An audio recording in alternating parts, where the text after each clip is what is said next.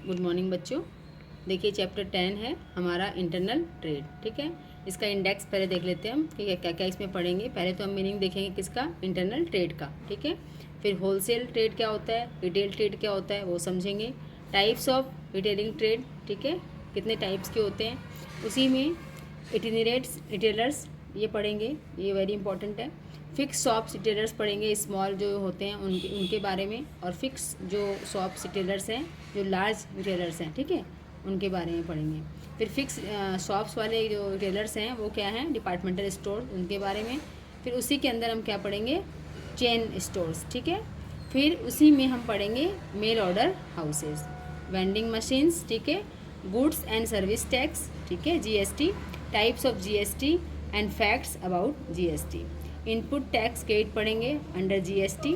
Features of GST, GST council पढ़ेंगे, और role of commerce and industry association is in the promotion of internal trade. ठीक है, ये सारे हमारे टॉपिक इस चैप्टर के अंदर आएंगे, सब टॉपिक। तो एक एक करके हम इनको पढ़ लेते हैं। चैप्टर 10 इंटरनल ट्रेड, ठीक है, ये हमारा नया चैप्टर है। इसमें हम नाम से पता लग रहा है इंटरनल ट्रेड। ट्रेड मीन्स आपने समझ ही लिया अब तक तो, कि जहाँ पे buying and selling goods and services. ठीक है बच्चों, हमेशा गुड्स नहीं, सर्विस भी आजकल क्या है, बाइंग एंड सेलिंग होती है। तो ये कॉन्सेप्ट रखें कि buying and selling of goods और सर्विसेज दोनों का नाम आएगा, वही क्या होगा, ट्रेड। और इंटरनल का मतलब क्या होता है, अपने देश के अंदर ही। ठीक है, इंटरनल, ठीक है, बाहर नहीं, आउटसाइड मतलब फॉरेन कंट्री में नहीं, विदेश कंपनी में नहीं, अपने देश के जितने भी स्टेट हैं, ठीक है, उनके अंदर ही हमारे देश की बाउंड्री में ही क्या हो रहा है, व्यापार हो रहा है। ठीक है, तो इसका जो ट्रेड के बारे में देखिए, trade it refers to buying and selling of goods and services for earning profit. ठीक है, हम जो भी इकोनॉमिक एक्टिविटी करते हैं वही बिजनेस कहलाता है। ठीक है,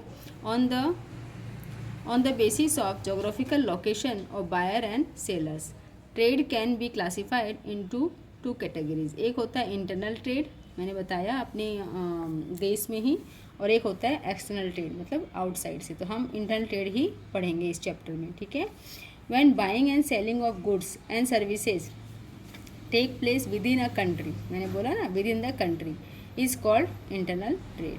ठीक है, payments are made in the local currency, हमारी जो लोकल करेंसी है इंडिया की रुपीज़ की, उसी में व्यापार होगा। ठीक है, within the country goods can be sold, ठीक है, एनीवेयर, अपनी कंट्री के अंदर कहीं भी माल आप सेल कर सकते हो। ठीक है, मैन्युफैक्चरर्स और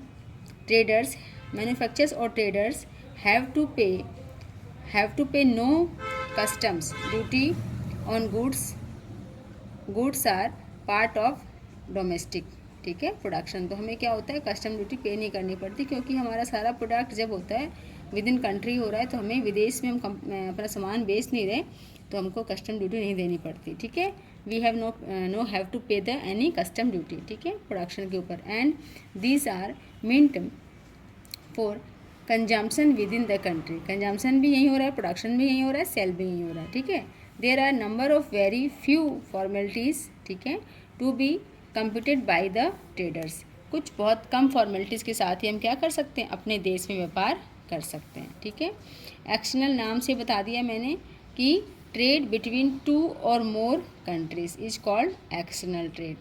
ठीक है, ये क्या है, अपनी एक कंट्री के जितने स्टेट हैं उनके संग हो रहा है। ठीक है, या फिर अपने जो जितने भी एक स्टेट से दूसरे स्टेट में भी हो रहा है, या स्टेट में कई जगह से हो रहा है, तो ये इंटरनली हो रहा है, लेकिन ये एक्सटर्नली हो रहा है। ठीक है, कंट्री टू कंट्री।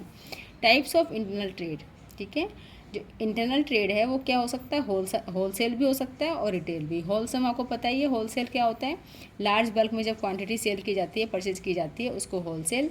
और रिटेल में छोटे छोटे उससे कम क्वांटिटी में सामान बेचा जाता है या खरीदा जाता है, उसको बोलते हैं रिटेल ट्रेड। तो होलसेल ट्रेड में देखो बच्चों क्या लिखा है, wholesale trade refers to other trade in which goods are sold in large quantity. Sold किया जाता है लार्ज क्वांटिटी में। The person who carries on wholesale trade is known as wholesaler. ठीक है, जो होलसेल करता है वो होलसेल का व्यापार करता है वो होलसेलर कहलाता है। Wholesaler buys the goods directly from the manufacturer in bulk, जो मैन्युफैक्चरर है, ठीक है, जो सामान बना रहा है उनसे बल्क में ले लेता है वो। And sells them in small lots to the retailers. Retailers क्या है, छोटे व्यापारी हैं, ठीक है, वो बहुत सारा बल्क में सामान नहीं ले सकते, तो उनको वो छोटे बल्क में पास करता है, ठीक है, फिर वो अल्टीमेट जो हमारे कंज्यूमर है उनको सेल करता है। कौन, retailer. Wholesaler act as a middle man, ठीक है, होलसेलर मिडिल मैन की तरह काम करता है between the manufacturer and retailer. ये मिडिल मैन है सपोज, ठीक है, और ये मैन्युफैक्चरर है, ठीक है, और ये क्या है, रिटेलर है। तो क्या बोल रहा है कि ये क्या करता है, मिडिल मैन का काम करता है। कौन, होलसेलर, ठीक है। कैसे करता है, देखिए, ये जो मैन्युफैक्चरर है, ठीक है, ये एक लार्ज क्वांटिटी में सामान को बनाएगा तभी इसको फ़ायदा होगा, ठीक है। अभी मैं जो मिडिल में, ये जो होलसेलर है, ठीक है, जो मिडिल में है, मिडिल मैन बना हुआ है, इसमें क्या है कि ये क्या है, रिटेलर, इसके 8-10 से मानो संपर्क है रिटेलर से, ठीक है। ये कोई 15 क्वांटिटी का दे रहा है, कोई 20 का दे रहा है, कोई 10 का दे रहा है, तो इन सबको मर्ज कर देगा। मान लो 500 क्वांटिटी हुई, 1000 क्वांटिटी हुई, तो उन सबको मर्ज एक साथ करके फिर ये कहाँ पास कर देगा, इसको, मैन्युफैक्चरर को। तो इसको भी फ़ायदा है कि इसको एक एक करके क्वांटिटीज़ को देनी नहीं पड़ रही मैन्युफैक्चरर को, ठीक है। तो सारे को एक बल्क में लेके यहाँ पहुँच रहा है कि हम आपके ऑर्डर सारे यहाँ, छोटे छोटे ऑर्डर जो हैं वो एक बल्क में आ गए, और सारे ऑर्डर को कौन ये कर रहा है, मिडिल मैन कर रहा है, ठीक है। तो इसकी सरदर्दी नहीं है कि इसको नहीं करना है कि भाई इससे कितना कितना आया, इसको तो इससे एक बल्क में चाहिए, तो इसने इसको बल्क में प्रोवाइड कर दिया, इसको चाहिए रिटेल में वापस भी, ठीक है, तो ये वापस से इससे बल्क में ख़रीद भी लेगा और इन सबको बेच भी देगा। तो बाइंग एंड सेलिंग में जो ये है हमारा, कौन है, मिडिल मैन का काम करता है, कौन, होलसेलर। इसलिए कहा दोनों को फ़ायदा होता है, ठीक है। रिटेलर में क्या होता है बच्चों, रिटेलर में मान लो इन दोनों के संपर्क रहते हैं, ठीक है, इसका यहाँ तक नहीं हो पाता, ये इससे लेता है और ये इससे लेता है, ठीक है। तो इस तरह से संपर्क जो चैन है इनकी चलती रहती है। अब देखिए सर्विसेज ऑफ द होलसेलर, ठीक है, ये जो होलसेलर है सर्विस तो प्रोवाइड करता ही है, कैसे कैसे करता है और किस किस क्षेत्र में करता है वो हम देख लेते हैं। Wholesaler provide many valuable services to the manufacturer as well as retailer. मैंने कहा ना ये मिडिल मैन है, दोनों को सर्विस प्रोवाइड करता है। तो सबसे पहले किसकी है, मैन्युफैक्चरर की। कैसे करता है मैन्युफैक्चरर को, देखिए, फैसिलेट लार्ज स्केल प्रोडक्शन, ठीक है। अगर ये छोटे छोटे बल्क में यहाँ पे आएगा तो ये एक संग नहीं कर पाएगा प्रोडक्शन, लेकिन ये सबके जो ऑर्डर हैं उनको एक जगह इकट्ठा करके फिर यहाँ पास करता है पूरा ऑर्डर एक साथ। तो इसलिए क्या होता है, फैसिलेट लार्ज स्केल प्रोडक्शन। तो large scale production middle man के जो ये हमारा होल्स इसके माध्यम से ही हो पाता है और उसको बेनिफिट मिलता है, ठीक है। पढ़ लेते हैं एक बार। होलसेलर कॉल्ड स्मॉल, होलसेलर जो है collect small orders from various retailers and send a pool of order to the manufacturer, ठीक है। Wholesaler buy in bulk which enables the manufacturer also to produce in bulk and avail benefits of large scale production, ठीक है। जो benefit है large scale production का वो उसको तभी मिल पाता है क्योंकि मिडिलमैन छोटे छोटे जो उसके ऑर्डर हैं उसको बल्क में कर लेता है और फिर मैन्युफैक्चरर को देता है। इसीलिए इसकी हेडिंग क्या है, फैसिलेट लार्ज स्केल प्रोडक्शन। फिर है बेयरिंग रिस्क। देखिए बच्चों बेयरिंग रिस्क तो है ही। देखिए ये बहुत सारे लोगों से माल लेता है, ठीक है, ऑर्डर पास करता है छोटे छोटे ऑर्डर और फिर उसको बल्क में लेके और मैन्युफैक्चरर को देता है। तो इससे क्या होता है कि अब वो वापस सामान जब उसको लेता है तो वो मार्केट कैसा रहेगा, ठीक है, कैपिटल है, ठीक है, सिचुएशन कैसी रहेगी, डिमांड कैसी रहेगी, सप्लाई, तो इन सब के रिस्क कौन लेता है, ये होलसेलर लेता है, ठीक है, जो मिडिल मैन का काम कर रहा है। The wholesaler deal in goods under their own name, ठीक है, take delivery of the goods and keep the goods, ठीक है, keep the goods purchase in large lot in their warehouse में रख लेता है वो, ठीक है। फिर क्या करता है, wide range of dangerous such as price हो गया, प्राइस कुछ चेंज आ गया, ठीक है, या फिर ड्रैफ्ट हो गया, थेफ्ट हो गया, ठीक है, स्पॉइल हो गया, फायर हो गई, कुछ भी हो सकती है मिस हैपनिंग, तो उसके लिए उसकी रिस्क किसके साथ है, होलसेल के पास है, ठीक है। मैन्युफैक्चरर तो बना के फ्री हो गया। फिर है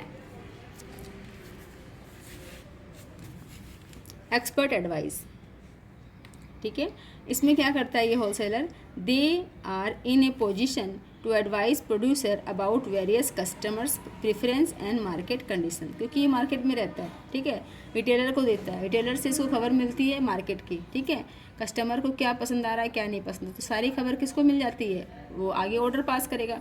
तो उसमें कुछ चेंज करना हो तो कौन कर सकता है, मैन्युफैक्चरर कर सकता है। तो ये क्या करता है, एक्सपर्ट जो है एडवाइस भी उसको देता है, ठीक है। फाइनेंशियल असिस्टेंस, आपने देखा है कई बार हम जब हमारे पास कैपेसिटी नहीं होती है तो हम अपना काम किसी से करवाते हैं, ठीक है, तो हम क्या कहते हैं, कुछ पैसे उसको एडवांस देते हैं कि हमारा ये ऑर्डर है और तुम एडवांस रखो और आप बाकी पैसे काम करने के बाद आपको मिल जाएंगे। सेम ऐसे ही है, कभी कभी क्या होता है वो कैश में दे देता है सामान उससे, ठीक है, और कभी कभी क्या होता है कि वो एडवांस देके भी उससे सामान परचेज करवाता है कि आप एडवांस रखो, मेरा ये बल्क में ऑर्डर है, इसको आप बना के मुझे दे दो। तो इससे क्या होता है, फाइनेंशियल असिस्टेंस उसको मिल जाता है, किसको, मैन्युफैक्चरर को, ठीक है। A wholesaler provide financial supports to the manufacturer by buying the goods for cash, ठीक है, मैंने जो बोला कैश में, sometimes he pay in advance while placing order, therefore manufacture is invest minimum capital in their business. तो इससे क्या होता है, मिनिमम कैपिटल से उसका काम चल जाता है, ठीक है। Storage, wholesaler provide facility of storage of goods by buying the goods in bulk. अब बल्क में लेगा तो स्टोर तो करना ही पड़ेगा, ठीक है। They relieve the manufacture from maintaining the stock of goods. इससे क्या होता है, मैन्युफैक्चर फ्री हो जाता है, एक बल्क में वो ले लेता है तो उसके पास अब रिस्क नहीं है, ठीक है। अब किसकी जिम्मेदारी है सामान की, होलसेलर की, ठीक है। तो वो क्या होता है, रिलीव कर लेता है, किससे, उसको मेंटेनिंग करने से स्टॉक को, ठीक है। फिर है हेल्प इन मार्केटिंग फंक्शन, जो मार्केटिंग फंक्शन है उसमें भी हेल्प करता है होलसेलर, किसको, मैन्युफैक्चर को। Wholesaler are in control of selling to retailer, ठीक है, who in terms sell these goods to a large number of customers spread over a large geographical areas. This relieves the manufacturer of those duties and allowing them to concentrate on effective production.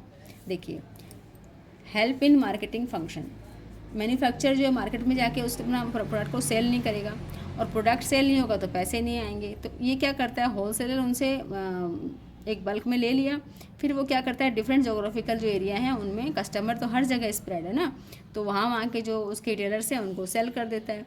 इससे क्या है, उनका marketing function जो है अच्छे से हो जाता है और वो अपने जो बाकी काम, उसके मेन काम प्रोडक्शन का, उस पर वो कंसंट्रेट कर पाता है। फैसिलेट प्रोडक्शन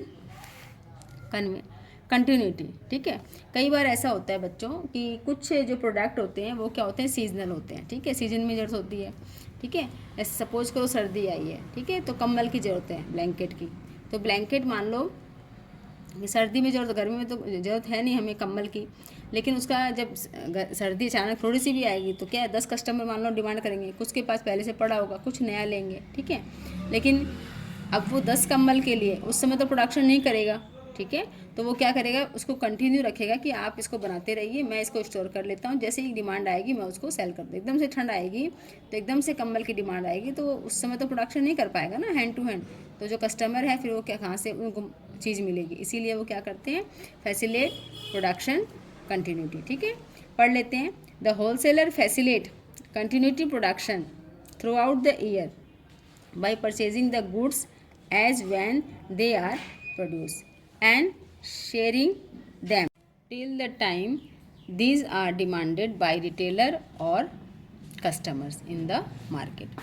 तो सेम वैसा ही है, कोई भी चीज़ जो है सीजनेबल है ना, जैसे रेनी सीजन में कुछ चाहिए, कुछ आइटम चाहिए, कुछ गर्मी के आइटम है जैसे कूलर वगैरह हैं, तो वो क्या करते हैं, प्रोडक्शन साल भर चलता रहता है, क्योंकि एकदम से मान लो गर्मी हुई तो कूलर की डिमांड आई तो फिर उस समय थोड़ी ना हम कूलर बनाने बैठेंगे, तो इस तरह से ये इसमें हेल्प करता है, ठीक है।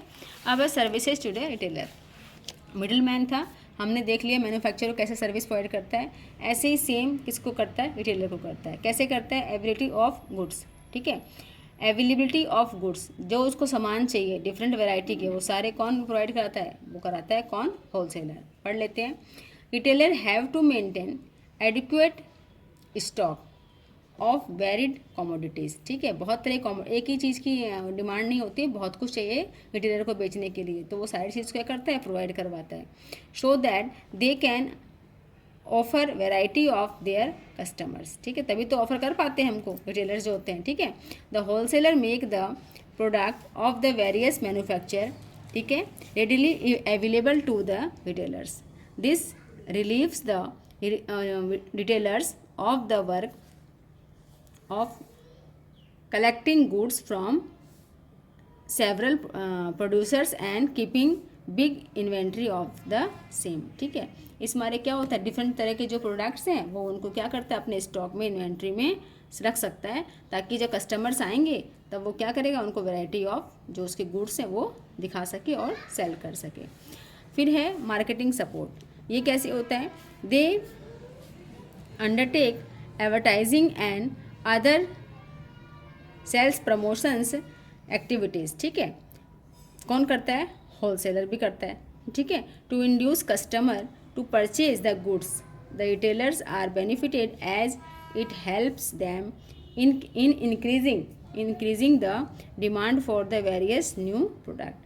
कई बार क्या होता है बच्चों, होलसेलर होता है ना, वो अपने जो उसका जो प्रोडक्ट है, ठीक है, जो उससे ख़रीदा है मैन्युफैक्चर से, उसका क्या है, वो एक बल्क में मतलब एक लार्ज क्वांटिटी में क्या है तो उसको ऐड कर देता है, जिससे क्या होता है, रिटेलर को फ़ायदा होता है उस सामान को बेचने में। ठीक है, तो बेनिफिट मिलता है उसको, ठीक, किसको, रिटेलर को। ठीक है, फिर है ग्रांट ऑफ क्रेडिट। कई बार क्या है, क्रेडिट में सामान भी देते हैं ये होलसेलर। ठीक है, क्योंकि उनके पास इतनी वो नहीं होती, पूंजी नहीं होती, कैपिटल, कि वो कैश में दें, तो वो क्या है, वीकली या मंथली उनको उनका बल्क दे जाते हैं, और फिर जैसे जैसे पेमेंट उनका कस्टमर से आता है तो वो उनको पे करते रहते हैं। तो ये फैसिलिटी भी कौन देता है, wholesaler. The wholesaler generally extend credit facility. ठीक है, देयर रेगुलर कस्टमर को ये फैसिलिटी मिलती है। This enables the retailers to manage their business with relatively small amount of working capital. इससे क्या है, उनको वर्किंग कैपिटल की कम नीड होती है। फिर है स्पेशलाइज नॉलेज। ठीक है, किसी चीज़ों की मान लो जानकारी नहीं है, कोई न्यू प्रोडक्ट आया है, ठीक है, लॉन्च हुआ, उसने कहा देखो ये वाली चीज़ भी मार्केट में अब डिमांड है, आप इसको बेचो। ठीक है, तो उसके बारे में उनको पता नहीं है, तो वो सारा उनका बताते हैं कस्टमर को, आप इस तरह से बताना, उसको डिमोन्स्ट्रेट करना, सामने लगाना, इस तरह से करना, ताकि आप देखते हो कई बार क्या होता है, रिटेल शॉप पे कुछ नया सा सामान आता है तो उसको डिस्प्ले करके दिखाया हुआ रहता है, ताकि कस्टमर आएगा तो पूछेगा ये क्या चीज़ है नई सी। ठीक है, तो हम पूछेंगे तो वो बताएगा कि इस तरह का इसमें ये फ़ायदा है, इसमें ये फ़ायदा है। तो जो स्पेशलाइज नॉलेज है वो भी देता है होलसेलर, किसको, टेलर को। ठीक है, तो देखिए, they pass on the benefit of their specialise knowledge to the retailer. They inform the retailer about the new product. ठीक है, their uses, quality, prices etcetera, इनके बारे में वो क्या करता है, बताता है। They may also advise them on the decor of the retail outlets. ठीक है, मैंने कहा ना डेकोर करने के लिए। ठीक है, allocation of shelf space and demonstrations of the certain product. कुछ ऐसे प्रोडक्ट हैं जो न्यू आए हैं, उनको वो अच्छे से उसको प्लेस करके रखता है सामने अपने, ताकि कस्टमर आए तो पूछें। रिस्क शेयरिंग, नेचुरली रिस्क तो शेयरिंग होती है ना, क्योंकि होलसेलर बल्क में सामान लेता है, फिर उसको उसके अकॉर्डिंग उसके पैसे आते हैं, उसके अनुसार उसको लेता है, फिर उसको क्रेडिट फैसिलिटी भी देता है, नॉलेज भी देता है। ठीक है, तो सारे कुछ क्या है, होलसेलर क्या करता है, रिस्क बियरिंग करता है। ठीक है, शेयरिंग करता है। The wholesaler purchase is bulk. ठीक है, the wholesaler purchase in bulk and sell in relatively small quantities. ठीक है, in the to the retailers, being able to purchase merchandise in smaller quantities, retailers are in a position to avoid the risk। अगर वो एक साथ सारा bulk ले, सारा capital उनकी क्या होगी, उसी में इन्वेस्ट हो जाएगी। ठीक है, और फिर वो और सामान जो है वो नहीं ले पाएंगे। तो इस तरह से क्या है, होलसेलर जो है वो दोनों को हेल्प करता है। हमने क्या देखा कि जो होलसेलर है वो जो हमारा रिटेलर है उसको भी हेल्प करता है, और जो हमारा मैन्युफैक्चरर है उसको भी हेल्प करता है, इसलिए वो क्या कहलाता है, मिडिल मैन कहलाता है इन दोनों का। ठीक है बच्चों, नेक्स्ट हम पढ़ेंगे रिटेल ट्रेड। है रिटेल ट्रेड, जैसा कि नाम से ही पता है, रिटेल मतलब खुदरा व्यापार हिंदी में बोलते हैं। ठीक है, छोटा मोटा सामान हमको क्या वहाँ मिल जाता है, और डेली की ज़रूरत हमारी होती है, ज़्यादा हमको चाहिए नहीं होलसेल में, तो हमको क्या है थोड़ा बहुत चाहिए, तो वो हमको कहाँ से मिलता है, रिटेल ट्रेड से मिलता है। ठीक है, retail trade refers to buying goods from wholesaler and sells them to the ultimate consumers. ठीक है, हम ना तो मैन्युफैक्चरर के पास जाते हैं, ना होलसेलर के पास जाते हैं। ठीक है, हम कंज्यूमर हैं, हमें कुछ परचेज करना है तो हम कहाँ जाते हैं, रिटेल ट्रेडर के पास। ठीक है बच्चों, so he act as a link between the wholesaler and the ultimate consumer. ठीक है, the person who carries on retail trade is called a retailer. ठीक है, जो होलसेल का बिजनेस कर रहे थे उनको होलसेलर, और जो रिटेल का कर रहे हैं उनको क्या बोलेंगे, retailers. Retailers deals with a variety of product, retailer buys and sells the small quantity of goods। retailer maintain personal relations with the customers, ठीक है। जैसे हम ही हैं, हमारे पास की दुकान किराना की, तो हमारे क्या उनसे एक पर्सनल संपर्क हो जाते हैं, ठीक है, कि हम उनसे सामान लेके आते हैं। अब ये सर्विसेज ऑफ रिटेलर्स, ठीक है, जैसे होलसेलर ने प्रोवाइड की सर्विसेज, ठीक है, किसको, रिटेलर्स को और मैन्युफैक्चरर को। अब ये प्रोवाइड कर रहे हैं सर्विसेज किसको, services to the manufacturer and wholesaler, ठीक है, और दूसरा कंज्यूमर्स को देखेंगे। तो देखिए retailers provide important services to consumers, wholesaler and manufacturer, ठीक है। इसमें फर्स्ट पॉइंट है help in distribution of goods. A retailer most important service to the wholesaler and manufacturer is to provide help in the distribution of their product by making these available to the final consumer, ठीक है। तो दोनों की problem solve हो जाती है, production हो रहा है, ठीक है, होलसेल परचेज कर रहा है, तो वो किसके लिए, अल्टीमेट कंज्यूमर्स के लिए, ठीक है। फिर है who may be scatter over a large geographical area, consumer कहीं भी हो सकता है, ठीक है, तो सबके लिए क्या करता है, ये प्रोवाइड कराता है, कौन, रिटेलर्स, ठीक है। हर जगह पे अलग अलग रिटेलर्स हैं जो अपने कंज्यूमर्स की डिमांड को फुलफिल करते हैं। दे दस प्रोवाइड प्लेस यूटिलिटी, ठीक है। नेक्स्ट है पर्सनल सेलिंग, ये क्या होता है, देखिए by undertaking personal selling efforts the retailers relieve the producer of this activity and greatly help them to in the process of the sale of the product. कई बार क्या होता है, जो ये होते हैं रिटेलर्स होते हैं, कुछ प्रोडक्ट होते हैं, उनको कहेंगे नहीं ये अच्छा है, इसके बेनिफिट हैं, इसके इस तरह से ये यूज कर लो, इसके जैसे कुछ क्रीम अगर न्यू आई है ना, गर्ल्स के लिए है, तो वो उसको बताएंगे कि इसके बेनिफिट हैं, इससे ऐसे स्किन हो जाती है, ऐसे हो जाती है, तो क्या गर्ल्स वो परचेज़ कर लेती हैं, ठीक है, या लेडीज़ है तो वो चीज़ ले लेती हैं। या कुछ खाने पीने की चीज़ें हैं तो उनके बारे में वो बोलते हैं, तो उनको समझ में आ जाता है कि हाँ पुराने लोग हैं और ये हमारी जान पहचान के हैं, तो हम बता रहे हैं हमको, तो हम ले लेते हैं, ठीक है।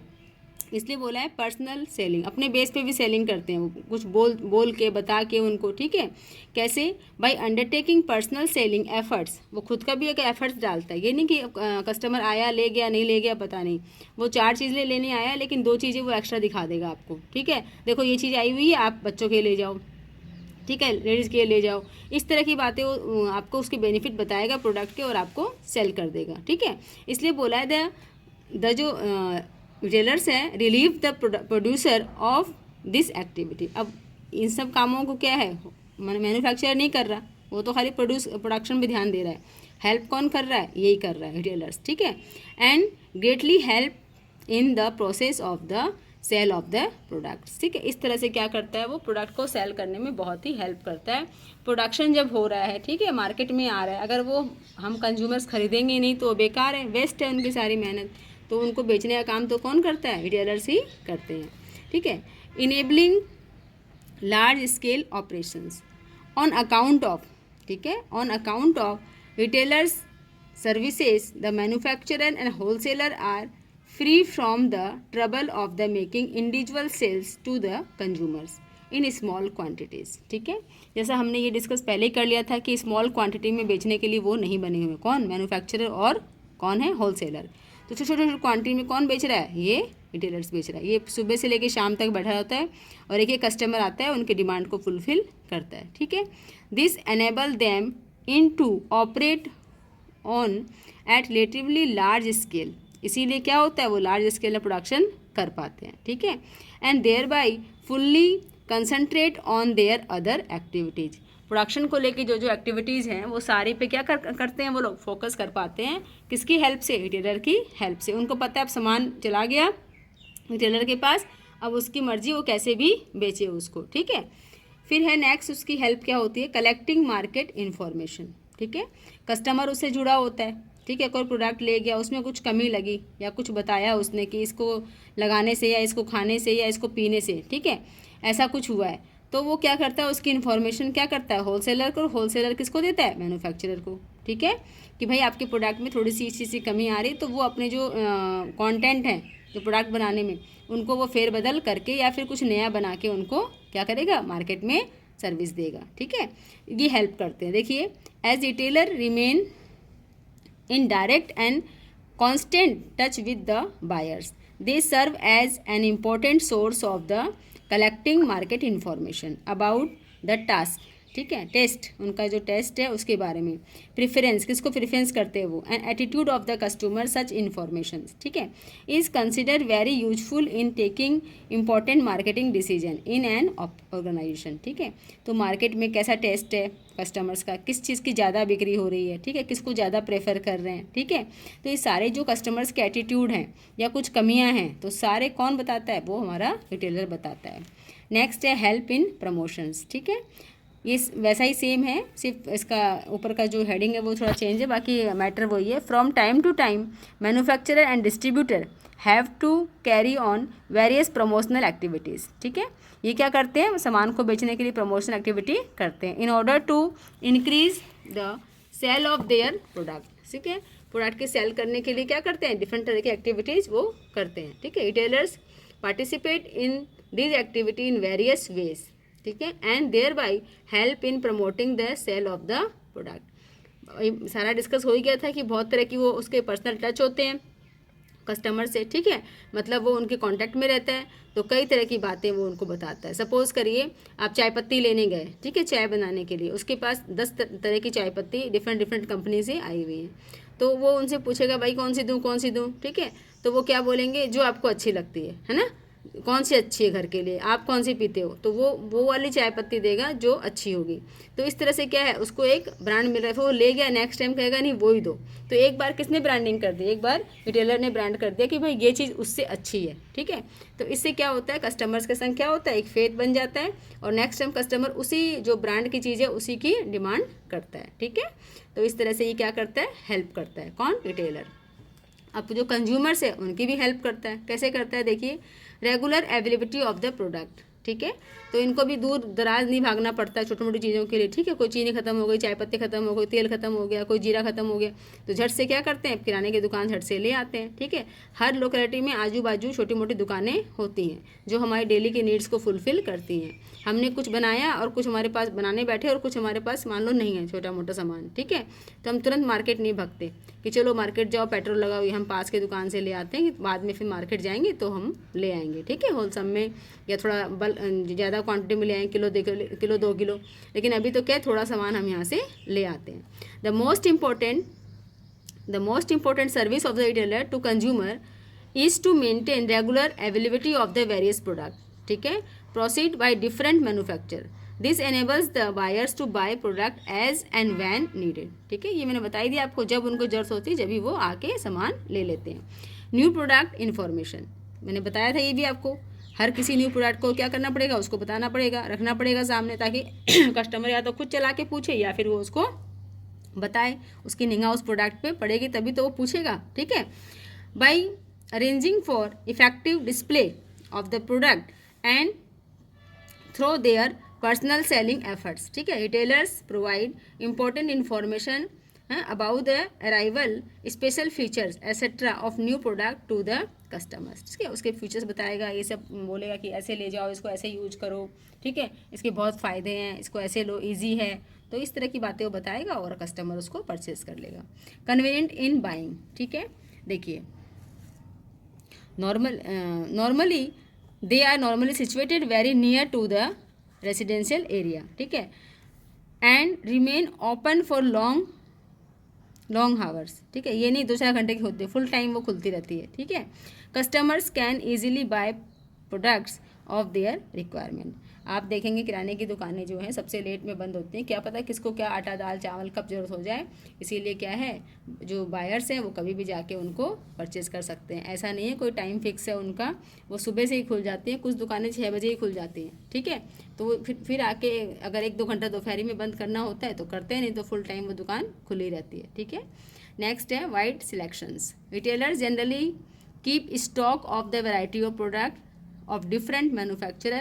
This enables the consumers to make their choice out of the wide selection of the goods. ये सब जो टॉपिक्स हैं सेम घूम फिर के वही आ रहे हैं, उसका जो नाम थोड़ा चेंज है कि वही वाइड सिलेक्शन कर रहा है, उनको पास चॉइस है, और वो बहुत तरह के जो प्रोडक्शंस लेके आते हैं होलसेलर से, उनको वो उनके पास चॉइस होती है, ठीक है। आफ्टर सेल सर्विस, ये देखिए, retailer provide important after sale services in the form of home delivery, ठीक है, होम डिलीवरी की सर्विस भी वो लोग देते हैं। Supply of spare parts and attending the customer, customer को क्या करते हैं, अटेंड करते हैं। हम दुकान पे जाते हैं तो रामा श्यामा करते हैं, पूछते हैं, हालचाल पूछते हैं, क्योंकि आजू बाजू के होते हैं, पड़ोस के होते हैं, हम जाते रहते हैं तो कुछ यहाँ वहाँ की बातें करेंगे, मतलब अटेंड करेंगे हमको, ठीक है। और क्या करेंगे, जो हमारा सामान है उसके बारे में हमको क्या करेंगे, सर्विस देंगे। चलो ठीक है, ये चीज़ ऐसे नहीं है तो मेरे घर भेज देना, या हम फ़ोन कर देते हैं तो वो आजू बाजू होते हैं तो किसी के साथ वो भेज देते हैं, या बच्चे को हमने भेज दिया तो बच्चे के हाथ वो दे दी। तो ऐसे क्या होता है, हमने फ़ोन पे भी सर्विस दे दी आजू बाजू में कि अंकल आप थोड़ा सामान भेज देना इसके हाथ, बच्चे के हाथ, या आपके पास कोई बच्चा है उसके हाथ, तो वो सामान भेज देते हैं, ठीक है। प्रोवाइड क्रेडिट फैसिलिटी, कई बार पैसे नहीं होते है ना, खुले नहीं होते, या कोई ऐसी समस्या होती है कि हाथ में, हम क्या करते हैं, बच्चे के हाथ, या खुद कहते हैं चलो ये तो हमारा परमानेंट कस्टमर है, पड़ोस में ये कहाँ जाएगा, तो क्या होता है, हमको उधार में सामान मिल जाता है। The retailer sometimes provide credit facility to their regular buyers, ठीक है, वो दूर दराज का नहीं है, वो आजू बाजू का ही आएगा, ठीक है। अब इसमें देखिए टाइप्स ऑफ रिटेलर्स ट्रेड, इसमें दो तरह की होती हैं, एक होता है इटिनेरेंट और एक होता है फिक्स ऑफ रिटेलर्स। ये क्या होते हैं, ये जो होते हैं इटिनेरेंट जो होते हैं, आइटिनेरेंट जो होते हैं, वो ये वाले कस्टमर क्या होते हैं, इनकी जो सर्विस होती है वो क्या होती है, मूव करके होती है, जैसे ठेले वाले होते हैं, ठीक है। इनकी कोई फिक्स शॉप नहीं होती। आज ये मतलब ये डोर टू डोर जाते हैं कस्टमर्स को, ठीक है, एक एरिया में जा रहे हैं सुबह से शाम तक, या फिर दूसरे दिन दूसरे एरिया में चले गए, उसको कवर कर दिया, तीसरे दिन तीसरे एरिया में चले गए, ठीक है। तो इस तरह से इनकी कोई दुकान फिक्स नहीं होती है, ठीक है। इनको बोलते हैं इटिनेरेंट रिटेलर्स, ठीक है। और एक होते हैं फिक्स शॉप, हैं दोनों रिटेलर्स ही, लेकिन एक की तो फिक्स शॉप है, ठीक है। आप देखते हो एक फिक्स शॉप है, वो अंकल वहीं आपको रोज़ मिलेंगे, वही दुकान खोलेंगे, उनके पास वही सामान है, ठीक है, आपको वहाँ जाना पड़ेगा। लेकिन ये क्या करते हैं, ये घूम घूम के अपना सामान बेचते हैं। इसके भी बहुत सारे टाइप्स होते हैं, उनको भी हम देखेंगे। पहले हम देखते हैं ये होते क्या हैं। Itinerant retailers, itinerant retailers are traders who do not have a fix place, सबसे पहले तो फिक्स प्लेस कोई इनकी होती नहीं है, of the business to operate from, वहाँ से जो फॉर्म अपना जो बिज़नेस है उसको वो ऑपरेट करें। हम उनको पकड़ नहीं सकते कि कहाँ से वो मिलेंगे, आज वो इस जगह कल वो दूसरी जगह, ठीक है। या हो सकता है कि कई बार वो 2 दिन इधर आते हों, 2 दिन कहीं दूसरे प्लेस में जाते हों, ठीक है। They keep on moving with their wares from state to state और प्लेस टू प्लेस, मैंने कहा ना वो हर जगह क्या करते हैं, घूमते रहते हैं, प्लेस टू प्लेस और state to state in search of customer, customer को देखते हैं। उनको ये पता लगता है कि पहले वो छानबीन कर लेते हैं कौन सी लोकेलिटी में हमारा सामान ज़्यादा लोग लेते हैं, ठीक है।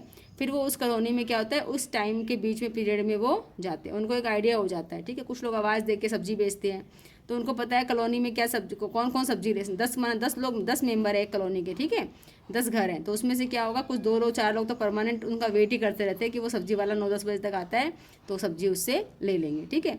कुछ है वो मार्केट से लाते हैं, तो उनको क्या हो जाता है, एक सर्च हो जाता है कस्टमर का कि किस एरिया में कस्टमर मेरे को मिलेंगे, ठीक है। इसके कैरेक्टरिस्टिक्स क्या है वो देख लेते हैं, क्या विशेषताएं हैं इसमें। दे आर स्मॉल ट्रेडर, बताइए हमको, ऑपरेटिंग विथ लिमिटेड रिसोर्सेज, उनके पास कुछ लिमिटेड सामान होता है, बहुत ज़्यादा कुछ ऐसा नहीं होता कि हम 5 किलो 10 किलो 20 किलो उनसे ले लें, नहीं, वो थोड़ा बहुत सामान लेके उनके पास आपने देखा होगा सब्जी वाला मोस्टली जो होता है 5 किलो के आसपास 4 किलो का सामान होता है, क्योंकि लोग आधा किलो है ना इसकी क्वांटिटी में लेते हैं और उनका काम हो जाता है। They normally deal in consumers products of daily use such as toiletry product हो गया, फ्रूट हो गए, वेजिटेबल हो गए, ये सब चीज़ें वो सेल करते हैं, ठीक है। Allow avoiding at the customers door steps, और वो क्या करते हैं, मैंने बताया ना डोर टू डोर जाते हैं, तो उनके मतलब घर के पास ही उनको क्या मिल जाती है, सारी सुविधा मिल जाती है, ठीक है। Do not have a fix business establishment, ये उसकी विशेषता है जो पहले ही मैं बता दिया आपको, ठीक है। फिर है some of most common type of itinerant retailers operating in India are as follows, ठीक है। इसके टाइप से कुछ वो देख लेते हैं, कौन से वाले के, ये फर्स्ट वाले के इटिनेरेंट रिटेलर्स जो है ना इनके टाइप से हैं, ठीक है। जो इसमें भी बहुत तरह के टाइप हैं कि ये एक तो इनकी फिक्स शॉप नहीं होती है, घूम के बेचते हैं, लेकिन किस तरह से क्या क्या इसमें क्लासिफिकेशन किया गया है उसको देख लेते हैं। आइए, फर्स्ट है बच्चों पैडलर्स एंड होकर्स, ठीक है। ये क्या होते हैं, दे आर स्मॉल प्रोड्यूसर्स और petty traders who carry the product on a bicycle, a hand cart, a cycle rickshaw or their heads, ठीक है। कुछ माथे पे लेके घूमते हैं, कुछ बाईसाइकिल पे होते हैं, कुछ उनके पास वो हैंड वाली कार्ट होती है वो होती है। And move from place to place, ठीक है। इनके पास कोई भी साधन हो सकता है, उसमें वो क्या करते हैं, अपना सामान लेके प्लेस टू प्लेस मूव करते हैं, to sell their merchandise at the door step, ठीक है, घर टू घर, मतलब आजू बाजू का जो एरिया होता है जहाँ बस्ती बसी हुई है ना, लोग रहते हैं वहीं पे, of the customer. They generally deal in non standardise and low value product such as toys है, वेजिटेबल्स है, फ्रूट्स है, ठीक है, fabrics, carpet, snacks and ice cream etcetera. देखिए बच्चों, जो कुछ ब्रांडेड सामान होते हैं, ठीक है, जो कॉस्टली होते हैं, 1000 के, 2000 के, 5000 के, वो तो हम भी नहीं लेते रोड पे से, ठीक है, स्ट्रीट पे से हम भी परचेज नहीं करते, और उनकी क्या फिक्स शॉप होती है, ठीक है, वहीं से हम जाके लेते हैं। इसमें ये बोला है कि स्टैंडर्डाइज नहीं होता उनका सामान, मतलब जैसे वेजिटेबल्स हैं, ठीक है, इसमें कोई किसी कंपनी का ब्रांड तो है नहीं, सब्जी आप सब्जी मंडी से लाओ या ठेले पे से लो, एक ही बात है, ठीक है, 1-2 रुपये का फ़र्क आता है। फ्रूट्स है वो भी वहाँ भी वैसा ही मिलता है, यहाँ भी ऐसा ही मिलेगा, ठीक है। तो ये कह रहे हैं जो लो वैल्यू की जो चीज़ें हैं वही क्या ये बेचते हैं, ठीक है। कई बार दरी है, कारपेट है, ये सब हम चीज़ें ले लेते हैं। कई बार क्या होता है, सस्ते दाम की कचौरियाँ जो बेचते रहते हैं, आइसक्रीम वाले आ जाते हैं, आपने देखा होगा, घंटी बजाते रहते हैं, ठीक है। तो इस तरह के जो लोग होते हैं उन्हीं को बोलते हैं पैडलर्स एंड हॉकर्स, ठीक है। They are also found in street of residential areas, ये तो पता ही है आपको, हमको ही तो बेचना है उनको। प्लेसेस ऑफ एग्जीबिशंस और meals and outside schools during a lunch break. कई लोग क्या करते हैं, लंच ब्रेक होता है बच्चों का, है ना, तो वहाँ पे क्या करते हैं, अपना ठेला लगा देते हैं। जैसे हम लोग स्कूल जाते थे तो हमारे जो लंच टाइम में 2-3 ऐसे होते थे, है ना, कुछ चाट वाले, कुछ पकौड़ी वाले, तो वो आके लगा लेते थे कि बच्चे उस समय हमसे ख़रीद लेंगे। तो ये उस समय फिक्स टाइम पे वहाँ पे आ जाते हैं। The main advantage of this form of retailing is the provision of convenient services to the customer. इससे क्या होता है, कन्वीनियंट होता है। कुछ बच्चे लंच लेके नहीं आते मान लो, तो अगर स्कूल के बाहर कोई ठेला लग गया, ठीक है, अब तो ये चीज़ें स्कूल के बाहर जो बड़े बड़े स्कूल है वहाँ अलाउ नहीं है, क्योंकि उनकी खुद की कैंटीन होती है और बच्चे सब प्रॉपर लंच लेके जाते हैं। तो लंच स्कूल के बाहर तो ऐसा नहीं है, लेकिन जो बड़े होते हैं, ठीक है, बड़े बच्चे होते हैं जो अपने सेल्फ परचेज कर सकते हैं। आपने देखा होगा कई बार छोटे बच्चों की जो स्कूल होती है उसके आजू बाजू कुछ ऐसे बैलून वाले या इस तरह के कुछ आइसक्रीम वाले खड़े होते हैं, ताकि बच्चे निकलेंगे अपने पेरेंट्स को जिद करेंगे तो वो उनको दिला देंगे, ठीक है। तो इस तरह की जो है ये हॉकर्स होते हैं, पैडलर्स, जो अपना प्लेस टू प्लेस चेंज करके सामान को बेचते हैं। ऐसा नहीं है कि रोज़ एक ही स्कूल के बाहर खड़े हो गए, एक ही दुकान घर के बाहर खड़े हो गए, ऐसा नहीं है। ये देख लेते हैं कौन सा एरिया किस टाइम पे कहाँ पे लोगों की भीड़ है और कहाँ डिमांड है, ठीक है। तो फिर उसी एरिया में ये वीकली, है ना, डेली बेसिस पे 2-4 घंटे के लिए जाके अपना सामान बेच के आ जाते हैं। नेक्स्ट है बच्चों मार्केट ट्रेडर्स। ये क्या होते हैं, market traders are the small retailers who open their shops at different places on fixed day or date such as जैसे every Saturday और alternate Saturdays and so on. ये क्या होते हैं, मार्केट ट्रेडर होते हैं, ठीक है। ये क्या करते हैं, बहुत जगह की मार्केट को कैप्चर करके चलते हैं। जैसे आपने दिल्ली में देखा होगा वेडनेसडे मार्केट लगता है, सैटरडे मार्केट लगता है, ठीक है। तो उसमें उनको पता रहता है किस तरह का सामान बेचना है, वो उसी मतलब अल्टरनेट डेज पे ही आएंगे।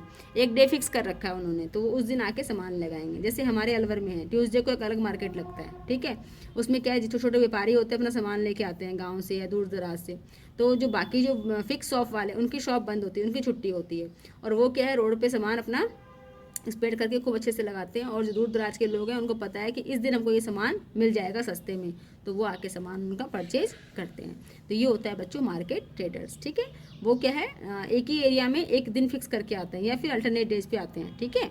फिर है स्ट्रीट ट्रेडर्स। ये क्या होते हैं, street traders are the small retailers who are commonly found at place where huge footing population gathers, ठीक है। For example near railway stations and bus stand, ठीक है। ये भी एक तरह के क्या होते हैं, रिटेलर्स ही होते हैं। जैसे आपने देखा होगा कि बस स्टैंड पे कुछ लोग हाथ में कुछ गोला टाइप के जो होता है ना, नारियल का गोला, वो बेचते हैं, या कुछ समोसे वगैरह की ट्रे में लेके खड़े होते हैं कि बस जाएगी, यहाँ से लोग भूखे होंगे यात्री तो कुछ खरीद लेंगे, ठीक है। तो रेलवे स्टेशन पे भी ऐसे बहुत सारे आपको पानी की बोतल देते हुए, ठीक है, कुछ खाने का आइटम देते हुए, चिप्स कुरकुरे देते हुए, ठीक है, कोई चने की चाट देते हुए, वो इस तरह की सर्विसेज प्रोवाइड आपको करते हैं, ठीक है। And sell consumer items of common use, जो कॉमन यूज की चीज़ें हैं वही बेचते हैं हम लोग, ठीक है। सच एज स्टेशनरी आइटम्स, है ना, enables readymade garments, newspapers and magazines. आपने सब चीज़ आपने अनुभव करी है, आप ट्रेन बस में सफ़र करते हो तो ये आपको मिलती है। जैसे कलकत्ता में तो क्या लोकल ट्रेन चलती है, वहाँ आप देखेंगे होकर्स के स्टेशन फिक्स हैं, ठीक है। वो क्या करते हैं, उनके 4 स्टेशन 5, वो हर तरह का सामान उसमें, ठीक है, कपड़े से लेकर खाने पीने का हर सामान उसमें बेचते हैं, और छोटी छोटी क्वान्टिटी में होते हैं, और उसके प्राइस भी बहुत कम होते हैं। खाने का सामान इतना सस्ता होता है कि आप ज़्यादा भी ले सकते हो, किलो 2 किलो, और 1-2 पीस की भी उसमें फैसिलिटी होती है कि आप हैंड टू हैंड वहाँ कटवाओ और उनसे खा लो। जैसे कि वहाँ पे आपका फल आते हैं, क्या मौसमी आ गई तो मौसमी आपको छील के साफ़ करके वो देंगे लगा के कागज़ पे कि आप उसको खाइए, ठीक है। या फिर अमरूद आ गया उसको देंगे, या अपन जो यहाँ पे भेल मुड़ी खाते हैं वो भी बना के देते हैं। तो उनके स्टेशन फिक्स होते हैं, और कुछ के स्टेशन इतने फिक्स होते हैं कि वो जैसे ट्रेन जब तक रुकी होती है जब तक कि वो अपनी सर्विस प्रोवाइड करते हैं कस्टमर्स को, ठीक है। जैसे ट्रेन रन होगी वो उतर जाएंगे, उनका वहीं तक काम था। तो इन सब की भी बहुत बड़ा व्यापार है कि उनको ये मार्केट मिल जाता है और अपना सामान तुरंत ही बेच के निकल जाते हैं, ठीक है। फिर एक होते हैं बेटा चीप चेक्स, ठीक है। Cheap jacks are petty retailers who have independent shops of और टेम्परेरी नेचर, ठीक है, in a business locality. They keep on changing their business from one locality to another depending upon the potentially of the area, ठीक है। ये क्या करते हैं, chip Jacques होते हैं, ये एक जैसे एरिया है, ठीक है, उसमें जाके जो परमानेंट शॉपकीपर होते हैं उनके पास बगल में अपना ठेला कोई लगा लेते हैं, ठीक है, और वहाँ पे वो सामान बेच के 2 घंटे 4 घंटे, क्योंकि वो मान लो 10 बजे शॉप खुलेगी तो उसके पहले वो क्या करेंगे, अपना सामान बेच के वहाँ से निकल जाएंगे। क्योंकि अगर दुकान खुलेगी तो जो फिक्स शॉप वाला है, जिसकी शॉप है वहाँ पे, वो उसके आगे उसको कस्टमर उसको दिखाई नहीं देंगे, तो उसकी सेल डिस्टर्ब होएगी, है ना, कस्टमर आ नहीं पाएंगे। तो इसलिए वो सुबह सुबह जो है वहाँ के सामने दुकान लगा के अपना सामान बेच के चले जाते हैं। कुछ अपने माथे पे रख के लाते हैं, ठीक है, कोई फूल वाले हैं, क्योंकि फूल सारा दिन तो नहीं बिकते, आप देखेंगे मॉर्निंग में ही क्या होता है, फूल की सेल होती है, ठीक है। कुछ ऐसी चीज़ें हैं जो मॉर्निंग में ही आपको सेल होके वो निकल जाते हैं। तो ये हो गया चिप जैक्स वाला हमारा एक रिटेलर्स जो सामान बेच के निकल जाते हैं। तो इसमें हमने टाइप्स देखे बच्चों, एक पैडलर्स था, एक मार्केट ट्रेडर्स थे, एक स्ट्रीट ट्रेडर्स थे, ठीक है, और एक चिप जैक्स थे। अब जो है फिक्स्ड शॉप रिटेलर्स, जिनके पास फिक्स शॉप है, ठीक है। अब है बच्चों फिक्स शॉप रिटेलर्स। अभी तो क्या थे, वो फिक्स शॉप वाले थे, वो घूम फिर के सामान बेचने वाले थे, ठीक है। अभी जिनके पास फिक्स शॉप है, जैसे हम देखते हैं जाते हैं मार्केट में, ठीक है, वो वाले हैं। तो देखिए, these are retail shops who maintain permanent establishment to sell, ठीक है। Therefore do not move from place to place. इसके उल्टे हैं, ये घूमते नहीं हैं, ये अपना सामान वहीं लेके बैठे थे, कस्टमर इनके पास आता है, ठीक है। उसमें क्या था, वो कस्टमर के पास जा रहे थे, ठीक है, ऐसी लोकेलिटी में जा रहे थे, इस तरह से उनको सुविधाएं दे रहे थे कि वहाँ कस्टमर उनको पता लगे, ठीक है। लेकिन ये क्या करते हैं, अपनी फिक्स प्लेस है इनकी, कस्टमर उनके पास चारों तरफ से आता है, टू सर्च देयर कस्टमर्स, ठीक है। इसकी क्या विशेषताएँ हैं बच्चों, ये देख लेते हैं। Compared with the itinerant traders, normally they have greater resources and operate on a relatively large scale. Naturally तो पता ही लग रहा है उसके पास, तो भाई वो अपने थैले में अपने माथे पे कितना सामान लेके जाएगा, ठीक है, साइकिल पे अपनी हैंड कार्ट में कितना सामान लेके जाएगा। लेकिन इनके पास रिसोर्सेज ज़्यादा होते हैं, इनके पास दुकान है तो ये सामान स्टॉक का भरा रहता है, ठीक है। However there are different size group of fix shop retailers. इसमें भी बहुत तरह के होते हैं, ठीक है, बहुत से रिटेलर रहते ऐसे होते हैं जिनके गोडाउन भी होते हैं और फ्लोर में दुकानें होती हैं, ठीक है। तो ये भी क्या होते हैं, रिटेलर्स ही होते हैं। Varying from very small to very large, ठीक है, ये वेरी करते हैं from very small to very large, कैसे भी करके ये बहुत तरह के होते हैं, बहुत छोटे भी होते हैं, बहुत बड़े भी होते हैं, इनकी फिक्स शॉप होती है, ठीक है। सपोज एग्जांपल लीजिए, एक पान की शॉप है, उसकी भी पान की शॉप छोटी सी है और ज़्यादा वैरायटी नहीं उसकी पानी है, ठीक है। लेकिन एक कपड़े की शॉप है जिसमें क्या है कि उसमें सारे कपड़े मिलते हैं, बच्चों के भी और जेंट्स के भी, लेडीज़ के भी। तो उसने क्या कर रखा है, एक डिपार्टमेंटल की तरह इसको बना रखा है ताकि आप सारी वैरायटी उसमें ले सकें, ठीक है। दिस रिटेलर्स में be dealing in different product, ठीक है, मैंने बताया ना अभी बहुत तरह के प्रोडक्ट उसके यहाँ मिल जाते हैं, including customer durables as well as non durables, ठीक है, सारी चीज़ें इनके पास मिल जाती हैं कस्टमर्स के चॉइस की। This category of retailers has greater creativity and they are into possible to provide greater services to the customers, ठीक है। तो बोला है this category of the retailers has greater creativity. आप कई बार क्या होता है, जान पहचान के होते हैं, तब क्या करते हैं, उधार में भी सामान ले आते हैं। लेकिन जो घूमने वाला है, घूम के बेच रहा है, ठीक है, जो हॉकर्स हैं, उनके संग क्या होता है, कैश में होता है, क्योंकि हम उनका तो कोई प्लेस ही नहीं है ना कि हम वहाँ जाके उनसे पैसे कब देंगे। आज वो आए हैं, कल वो नहीं भी आ सकते हैं, ठीक है, क्या पता उसने बंद ही कर दिया वो काम। तो इसलिए क्या होता है, क्रेडिट फैसिलिटी इसमें हमको मिल जाती है। To the customer such as home delivery, home delivery मिल जाती है। गारंटी मिल जाती है कि कुछ पसंद नहीं आए, घर जाके पहन लो कपड़े वगैरह, और उसको ना पसंद आए तो फिर चेंज करवा लो। रिपेयर्स है, ठीक है, क्रेडिट फैसिलिटीज़ मिल जाती हैं। Availability of the spares etcetera, सब कुछ उसमें क्या होता है, आपको सुविधाएं मिल जाती हैं। आप कभी जाके चेंज करा सकते हो, पसंद नहीं आया कोई सामान, ठीक है, तो आपको ये सुविधा भी मिल जाती है, ठीक है। अब है इसके टाइप्स, जो ये फिक्स वाले हैं इनके टाइप्स हैं। The fix shop retailer can be classified into two distinct type on the basis of size के अनुसार, ठीक है। एक तो स्मॉल शॉप कीपर्स और एक लार्ज रिटेलर्स, ठीक है। स्मॉल शॉप कीपर्स होते हैं और एक लार्ज रिटेलर्स होते हैं। जो हमने यहाँ भी देखा था, इसके जो कैरेक्टरिस्टिक दो तरह के होते हैं, एक छोटे व्यापारी होते हैं, एक बड़े होते हैं, ठीक है। तो फिक्स ऑफ स्मॉल रिटेलर्स, पहले ये वाला देखेंगे, ठीक है। फिक्स तो है ही वो, लेकिन वो कैसे हैं, स्मॉल रिटेलर्स हैं, बहुत बड़े नहीं हैं, ठीक है। जनरल स्टोर, इसमें कौन आता है बच्चों, जनरल स्टोर, ठीक है। ये सबको देखा हुआ है, आपके आजू बाजू जनरल स्टोर की दुकानें हैं, वहाँ आप सभी जानते हैं, आपका सबका काम वहाँ से पड़ता है। These are found most commonly in a local market and residential area. This shop carry stock of variety of product required to satisfy the day-to-day needs of the consumers, ठीक है। Such stores remains open for long hours at convenient timing and often provide credit facility to some of their regular customers, ठीक है। The biggest advantage of such stores is a term of convenience to the customers, ठीक है, in buying product of daily use such as grocery items, ठीक है, soft drinks, toiletry products, stationery product and confectionery product, ठीक है। ये सारे तरह के प्रोडक्ट क्या होते हैं, हमारी किराने की दुकान पे हमको मिल जाते हैं, ठीक है। टॉयलेटरी क्या है, सर्फ साबुन वगैरह होते हैं, शैम्पू वगैरह वो मिल जाते हैं। स्टेशनरी किताब कॉपी पेन वगैरह स्केल वगैरह ये मिल जाएंगे।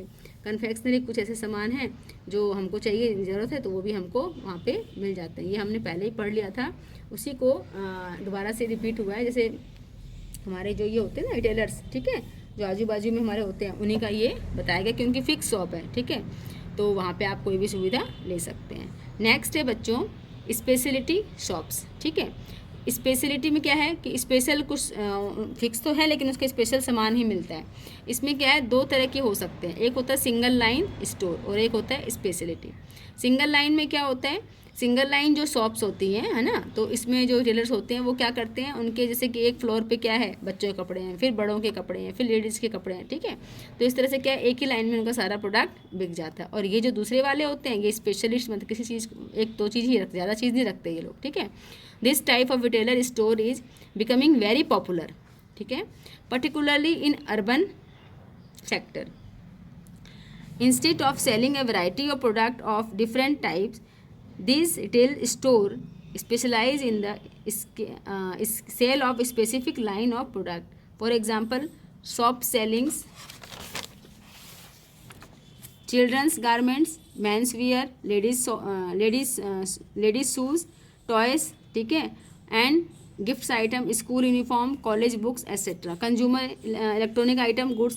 तो ये क्या होते हैं, फिक्स होते हैं। आप भी देखते होगे कि हमें कुछ इलेक्ट्रॉनिक आइटम चाहिए सारे, तो हम कहाँ जाएंगे, इलेक्ट्रॉनिक की शॉप पे जाएंगे, ठीक है। लेडीज़ का कुछ भी है तो लेडीज़ शॉप पे जाएंगे, ठीक है। बुक्स वगैरह चाहिए हमको, तो क्या करेंगे, हम अपनी बुक्स वाले शॉप पे जाएंगे। वहाँ सब कुछ नहीं मिलेगा, वहाँ खाली बुक्स ही मिलेंगे आपको, डिफरेंट तरह की आपकी जो भी क्लास है, ठीक है, क्लास की, कॉलेज की, आपकी जो क्लास है, कॉलेज है, आप कॉलेज में हो, स्कूल में हो, कोई भी स्टैंडर्ड के हो, तो सारी बुक्स आपको अवेलेबल होंगी। तो इस तरह से क्या है, ये स्पेशलाइज्ड शॉप्स होती हैं जहाँ पे अपन को स्पेशल सामान ही मिलता है। कुछ स्पोर्ट्स की होती हैं, ठीक है, वहाँ क्या होता है, स्पोर्ट्स में जो बच्चे हैं या बड़े खेल रहे हैं, वो सारे स्पोर्ट्स के सामान उनको मिलेंगे, ठीक है। अब देखिए नेक्स्ट है स्ट्रीट स्टॉल होल्डर्स, ठीक है। These small vendors are commonly found at street crossing or other places where flow of traffic is heavy.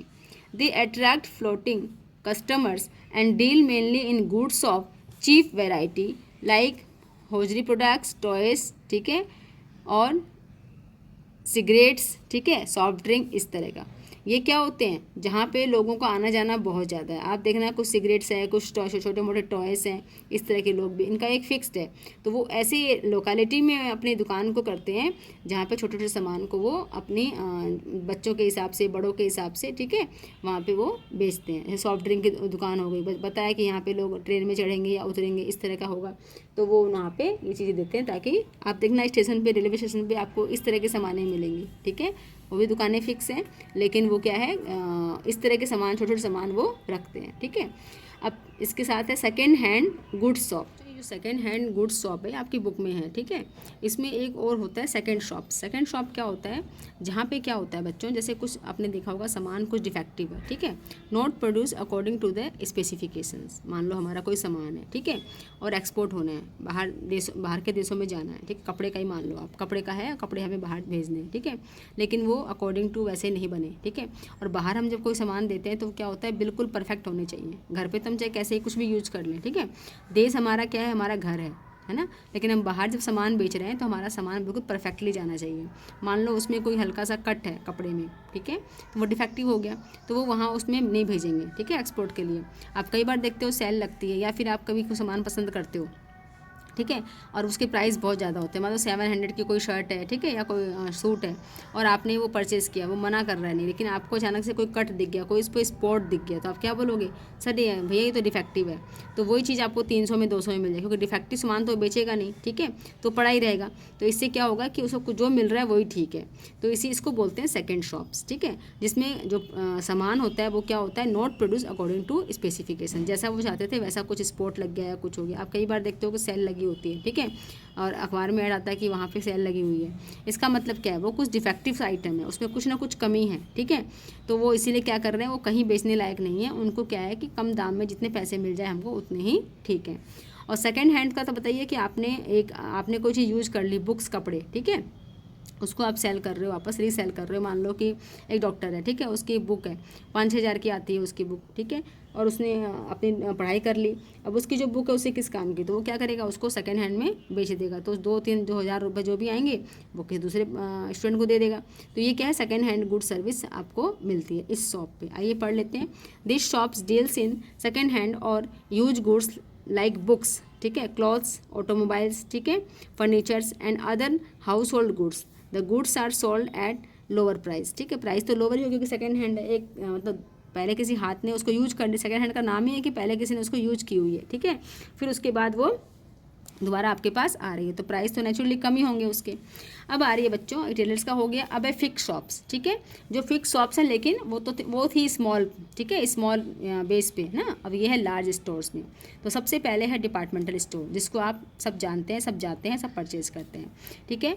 और departmental store is a large establishment offering a wide variety of products, ठीक है, classified into well defined departments aimed at satisfying practically every customers, ठीक है, need under one roof।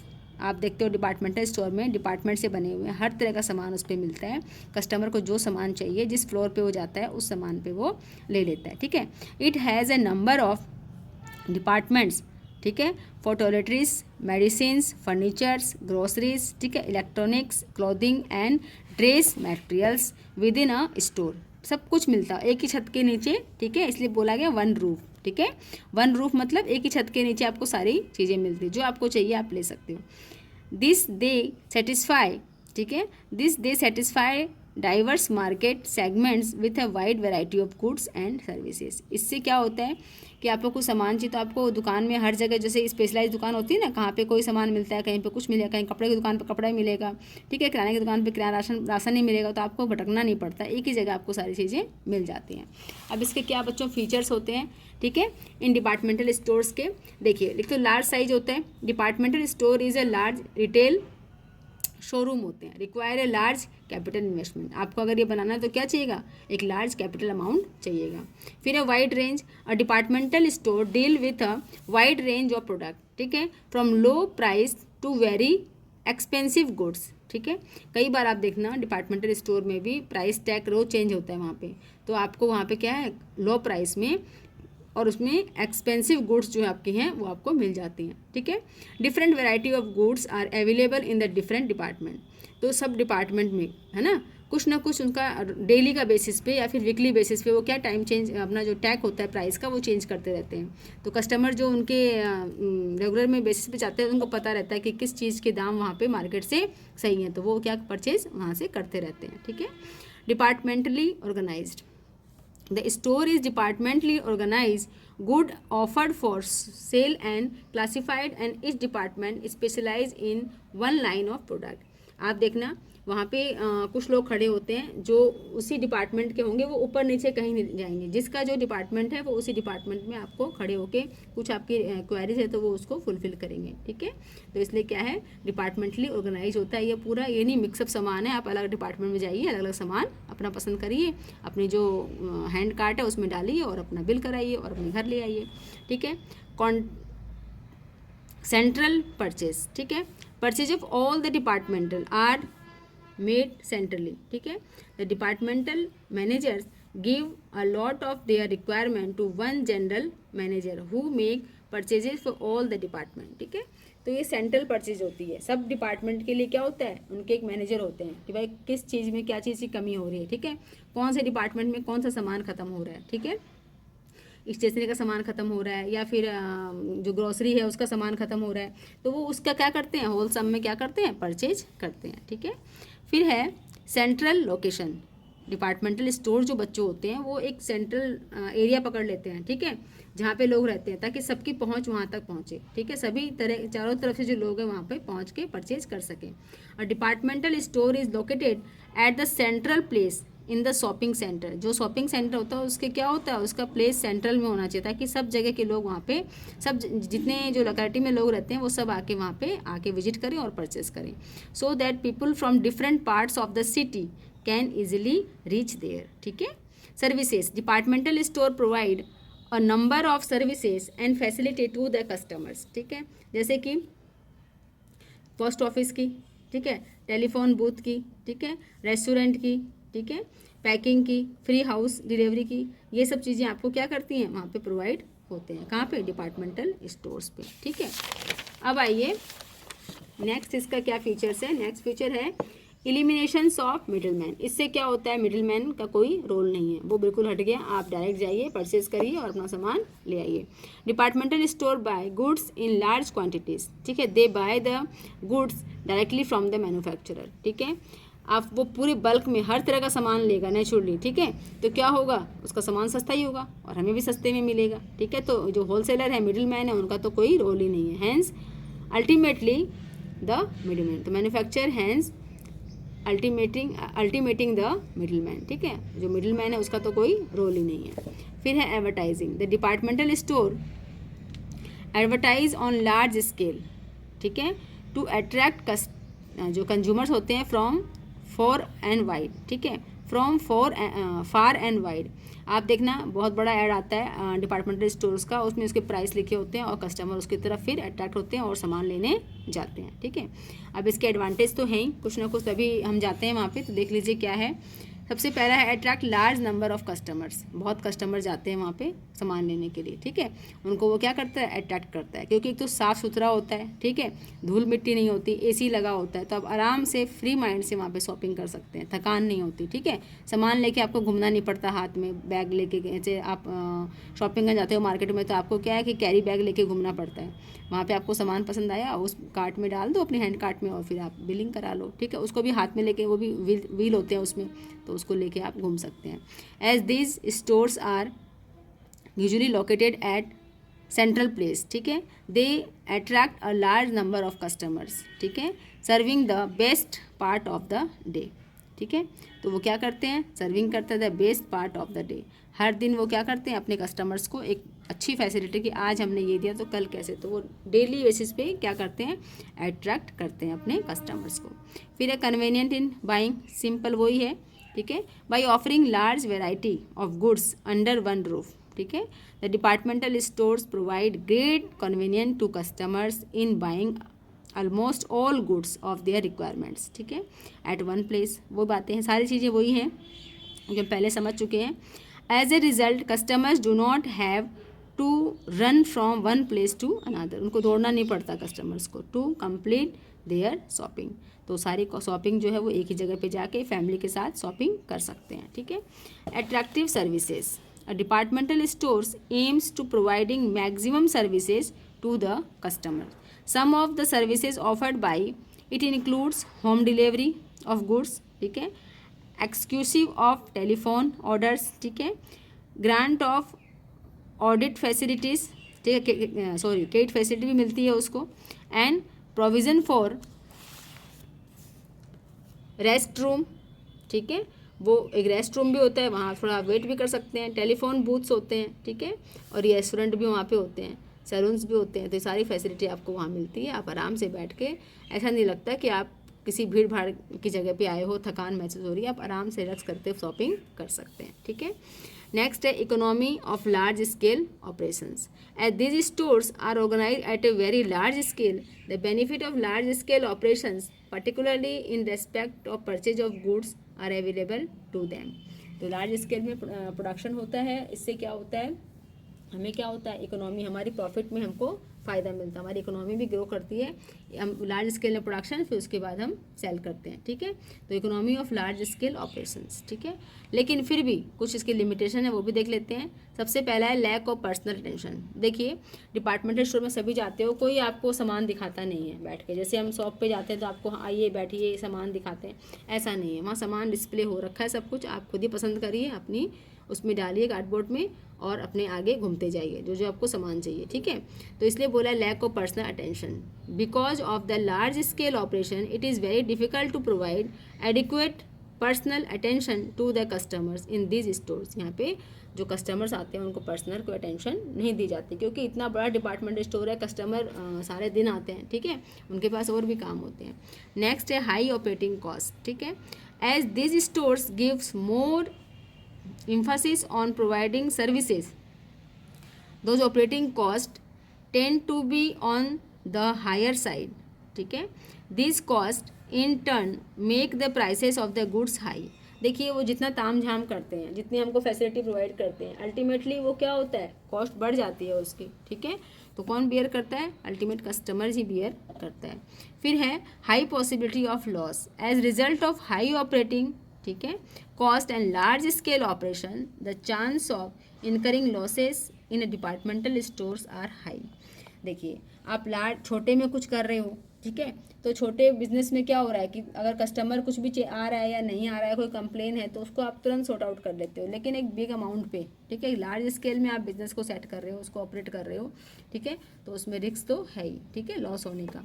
फिर है inconvenient locations. As a departmental store is generally situated at the central location, it is not convenient for the purchase of goods that are needed at short notice, ठीक है। दूर जगह पे होते हैं, जैसे आपने पढ़ा कि सेंट्रल प्लेस पे होते हैं, तो हमको शॉर्ट नोटिस में कुछ लाना है, जैसे हमारे किराने की दुकान पास की पास होती है, ऐसा वहाँ पे नहीं होता है कि हम तुरंत जाएँ तुरंत सामान लेके आ जाएँ। तो ये बच्चों कुछ इसकी लिमिटेशंस हैं और कुछ इसके बेनिफिट्स हैं। अब हम देखेंगे चेन स्टोर्स, ठीक है, चेन स्टोर और मल्टीपल शॉप्स, ठीक है। Multiple shops refers to a number of identical retail shops located in different parts of the city. These shops are owned and controlled by a single organization, ठीक है। These chain stores may be stabilized by manufacturer or trader. In USA, these shops are known as chain stores, but these are popular as multiple shops in Europe, ठीक है। जैसे बाटा के stores होते हैं ना बच्चों, ठीक है, DCM स्टोर्स होते हैं, ठीक है, जैसे मैकडोनल्ड का है, तो ये सेम चीज़ें हैं। आपको इसकी ब्रांचेस शॉप्स कई तरह की बनी हुई है, मतलब चेन बना हुआ है, ठीक है, मल्टीपल शॉप्स हैं उनकी, एक ही सामान है, सेम वैरायटी सेम चीज़ें। जैसे हमारे अलवर शहर में जोधपुर स्वीट्स नाम से है, उसकी जो कचौरियाँ हैं फेमस हैं, प्याज की कचौरी बनाता है, उसकी कितनी सारी ब्रांच खुली हुई हैं, कितनी शॉप, 8-10 शॉप खुली हुई हैं अलग अलग एरिया में, लेकिन सेम क्वालिटी सेम टेस्ट वो मेंटेन करके चलता है, प्रोसेसिंग भी सेम है, प्राइस भी सेम है, ठीक है। ऐसे ही आप देखते हो टाटा की जो बाटा जो शूज़ की पुरानी शॉप्स है, ठीक है, हर जगह आप देखना वही रेट मिलेगी, चाहे आप कहीं से भी ले लो। ऐसे ही कलकत्ता में श्री लेदर के नाम से एक शोरूम चलता है कपड़ा इसका, जूतों का, वो कहीं भी ले लो आप, सेम प्राइस रहेगा, सेम डिज़ाइन रहेंगे, सेम पैटर्न रहेगा, ठीक है। तो इनको बोलते हैं चेन स्टोर, ठीक है। आ जाइए अब देखते हैं इसके मेरिट्स क्या हैं बच्चों। Economics of scale. As there is central procurement, the multiple shops organisation enjoy the economy of the scale. Naturally है, बल्क में कोई चीज़ बन रही है तो क्या होगा, इकोनॉमिक तो होगा ही, ठीक है, कॉस्ट तो कम आएगी। एलिमिनेशन ऑफ मिडिल मैन, अब कोई मिडिल मैन नहीं है यहाँ पे, एलिमिनेशन हो गया, ठीक है, किसका, मिडिल मैन का। By selling directly to the consumer, the multiple shops organization is able to eliminate the unnecessary middleman in the scale of goods and services। वो डायरेक्ट क्या कर रहे हैं, अपना वहाँ से परचेज करके और डायरेक्ट ला रहे हैं। खुद की तो क्या होती है, खुद की जैसे शू कंपनी होती है, खुद की फैक्ट्री होती है, क्योंकि उनके मल्टीपल्स दुकानें हैं, अलग अलग पूरे शहर में होती हैं, तो वो क्या करती हैं, अपना खुद का प्रोडक्शन करती हैं और मिडिल मैन की ज़रूरत ही नहीं है, और अपना सामान बेचती है, ठीक है। तो कस्टमर को भी क्या होता है, प्राइस अच्छी चीज़ कम दाम में मिल जाती है, ठीक है। नो बैड डेब्ट्स, अब देखिए दुकानों पे क्या होता है, उधार में तो सामान बिकता नहीं है, ठीक है, तो क्या होता है, बैड डेब्ट्स का कोई सीन ही नहीं है। Since all the sales in this shops are made on cash basis, ठीक है, these are no losses, there are no losses on account of bad debts, तो हमारा लॉस का तो कोई चांस ही नहीं है, क्योंकि हम उधार में कोई सामान इसमें नहीं बिकता, ठीक है। Transfer of goods, the goods not in demand in a particular locality may be transferred to another locality where it is demanded. This reduce the chance of deal stock in those shops, ठीक है। क्या होता है, एक store, एक जहाँ हमारी दुकान है, ठीक है, शॉप्स है हमारी एक लोकेलिटी में, वहाँ अगर स्टॉक ख़त्म हो रहा है या वहाँ डिमांड ज़्यादा है, लोग कस्टमर ज़्यादा आ रहे हैं, तो यहाँ से दूसरी दुकान से वो सामान वहाँ पे चला जाता है, तो क्या होता है, ट्रांसफ़र ऑफ गुड्स की फैसिलिटी भी इसमें मिल जाती है। फिर है डिफ्यूज़न ऑफ रिस्क, रिस्क भी कम होएगी। देखिए, the losses incurred by one shop may be covered by the profit in other shops, ठीक है। बहुत तरह की शॉप्स हैं, अगर एक में हमारा लॉस हो रहा है, ठीक है, मान लो बिक्री कम हुई, ठीक है, सेल्स कम हुई हमारी, दूसरी उसी लोकेलिटी में या कहीं दूसरी जगह पे दूसरी हमारी शॉप है, वहाँ पे अच्छे कस्टमर आए, अच्छा मार्जिन मिला हमको, तो हमारा रिकवर हो गया, ठीक है। Reducing the total risk of the organisation, ठीक है। लेकिन साथ ही साथ इसके कुछ मेरिट्स के साथ इसके डीमेरिट्स भी हैं, वो देख लेते हैं। Limited selection of goods, in that way the consumers get only a limited choice of goods because they do not sell the product of other manufacturers, ठीक है। वो एक ही तरह का, जैसे कि बाटा शू है, ठीक है, उसमें शू चप्पल जूते का ही काम हो रहा है, बहुत तरह की वैरायटी आपको वहाँ पे नहीं मिलेगी, चप्पल जूते में वैरायटी मिलेगी, वो भी लिमिटेड तरह की होगी, ठीक है। तो इसमें क्या, एक ही मैन्युफैक्चर का काम, एक ही सामान जो है उसमें बिक रहा है, आपको लिमिटेड सिलेक्शंस ऑफ गुड्स है। Lack of initiatives, the personal managing the multiple shops have to obey the instructions received from the head office, ठीक है। तो कोई भी जो वहाँ पे काम कर रहे हैं वो सर्वेंट हैं, तो वो कोई भी इनिशिएटिव नहीं ले सकते अपने बेस पे, क्योंकि पर्सनल जो मैनेजिंग डायरेक्टर है वो सारा उनको पूरा उनको ऑर्डर देते हैं, वैसे ही वो काम करते हैं, ठीक है। इसलिए बोला है द पर्सनल मैनेजिंग द, ठीक है, the personal managing the multiple shops have to obey the instruction, जो पर्सन है जो इसको मैनेजिंग कर रहे हैं, ठीक है, हर लोकेलिटी में वो मतलब बाध्य हैं उनके इंस्ट्रक्शन को फॉलो करने के लिए, ठीक है। लैक ऑफ पर्सनल टच तो आएगा ही नहीं। Lack of initiative in the employees sometimes lead to indifference and lack of personal touch in them. देखिए, जो वहाँ पे एंगेज हैं सामान बेचने में, ठीक है, इन स्टोर्स पे, ठीक है, तो वो क्या है, उनको तो फिक्स सैलरी मिल रही है, ठीक है, और उनको जो इंस्ट्रक्शंस मिले हैं ऊपर से वो उसी को कर रहे हैं, ठीक है, फॉलो कर रहे हैं, तो उनका कोई पर्सनल क्या होता है, टच नहीं होता कस्टमर से। सामान लेता है तो ठीक है, नहीं लेता है तो ठीक है, लेकिन जो उनको बताए गए हैं रूल्स रेगुलेशन वो उसको ज़रूर फॉलो करते हैं। डिफ़िकल्ट टू चेंज डिमांड, ठीक है, if the demand for the merchandise handled by multiple shop change rapidly, the management may have to sustain huge losses because of large stock lying unsold at the central department, ठीक है। तो क्या होता है, difficulty to change the demand, अगर demand जो है change होती है तब इतना बड़ा जो उनका स्टॉक होता है उसको चेंज करने में उनको दिक्कत आती है, तो ये इसका एक डीमेरिट्स है। तो हमने देख लिए चेन स्टोर्स के डीमेरिट्स और मेरिट्स। अब हम दोनों में डिफरेंस देखेंगे, ठीक है, आपको अच्छे समझ में आ जाएगा डिपार्टमेंटल स्टोर्स क्या होते हैं और चेन स्टोर्स क्या होते हैं, ठीक है। देखिए, variety, departmental stores keep a wide variety of products to satisfy the requirement of all the customers, ठीक है।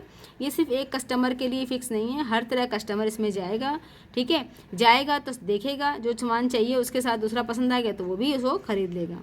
चेन स्टोर, जैसा आपने देखा, chain stores are specified in only one line of product, they deal with limited range. ठीक है, वो एक product 2 product ही cell करते हैं, ज़्यादा उनका वो नहीं होता है। ठीक है, तो जो चीज़ जिस कस्टमर को चाहिए वही कस्टमर वहाँ जाएगा चेन स्टोर में, लेकिन यहाँ पे कोई भी जा सकता है। ठीक है, credit cash basis, it offers both cash and credit facility to their regular customers. Chain store sell goods only on cash basis, यहाँ पे कैश बेसिस पे सामान बेचा जाता है। ठीक है, location, these are centrally located in big cities, these are located in different localities. ठीक है, ये एक ही होते हैं, बड़े सारे होते हैं, एक बिग सिटी है उसके सेंट्रल में स्टेबलाइज किए जाते हैं, लेकिन ये डिफरेंट लोकेलिटी में ये शॉप्स होती हैं। ठीक है, risk, there is greater risk in it, इसमें रिस्क ज़्यादा है। The risk gets spread over all the stores located in different areas. ठीक है, मैंने यही बताया था आपको, अगर एक शॉप पे सामान कम बिक्री हुई है तो कोई दूसरी शॉप पे वो सामान बिक गया उसका, तो इसलिए क्या है, रिस्क जो है शेयर हो जाती है, रिस्क का इतना कोई बड़ा ज़्यादा खतरा इसमें नहीं है।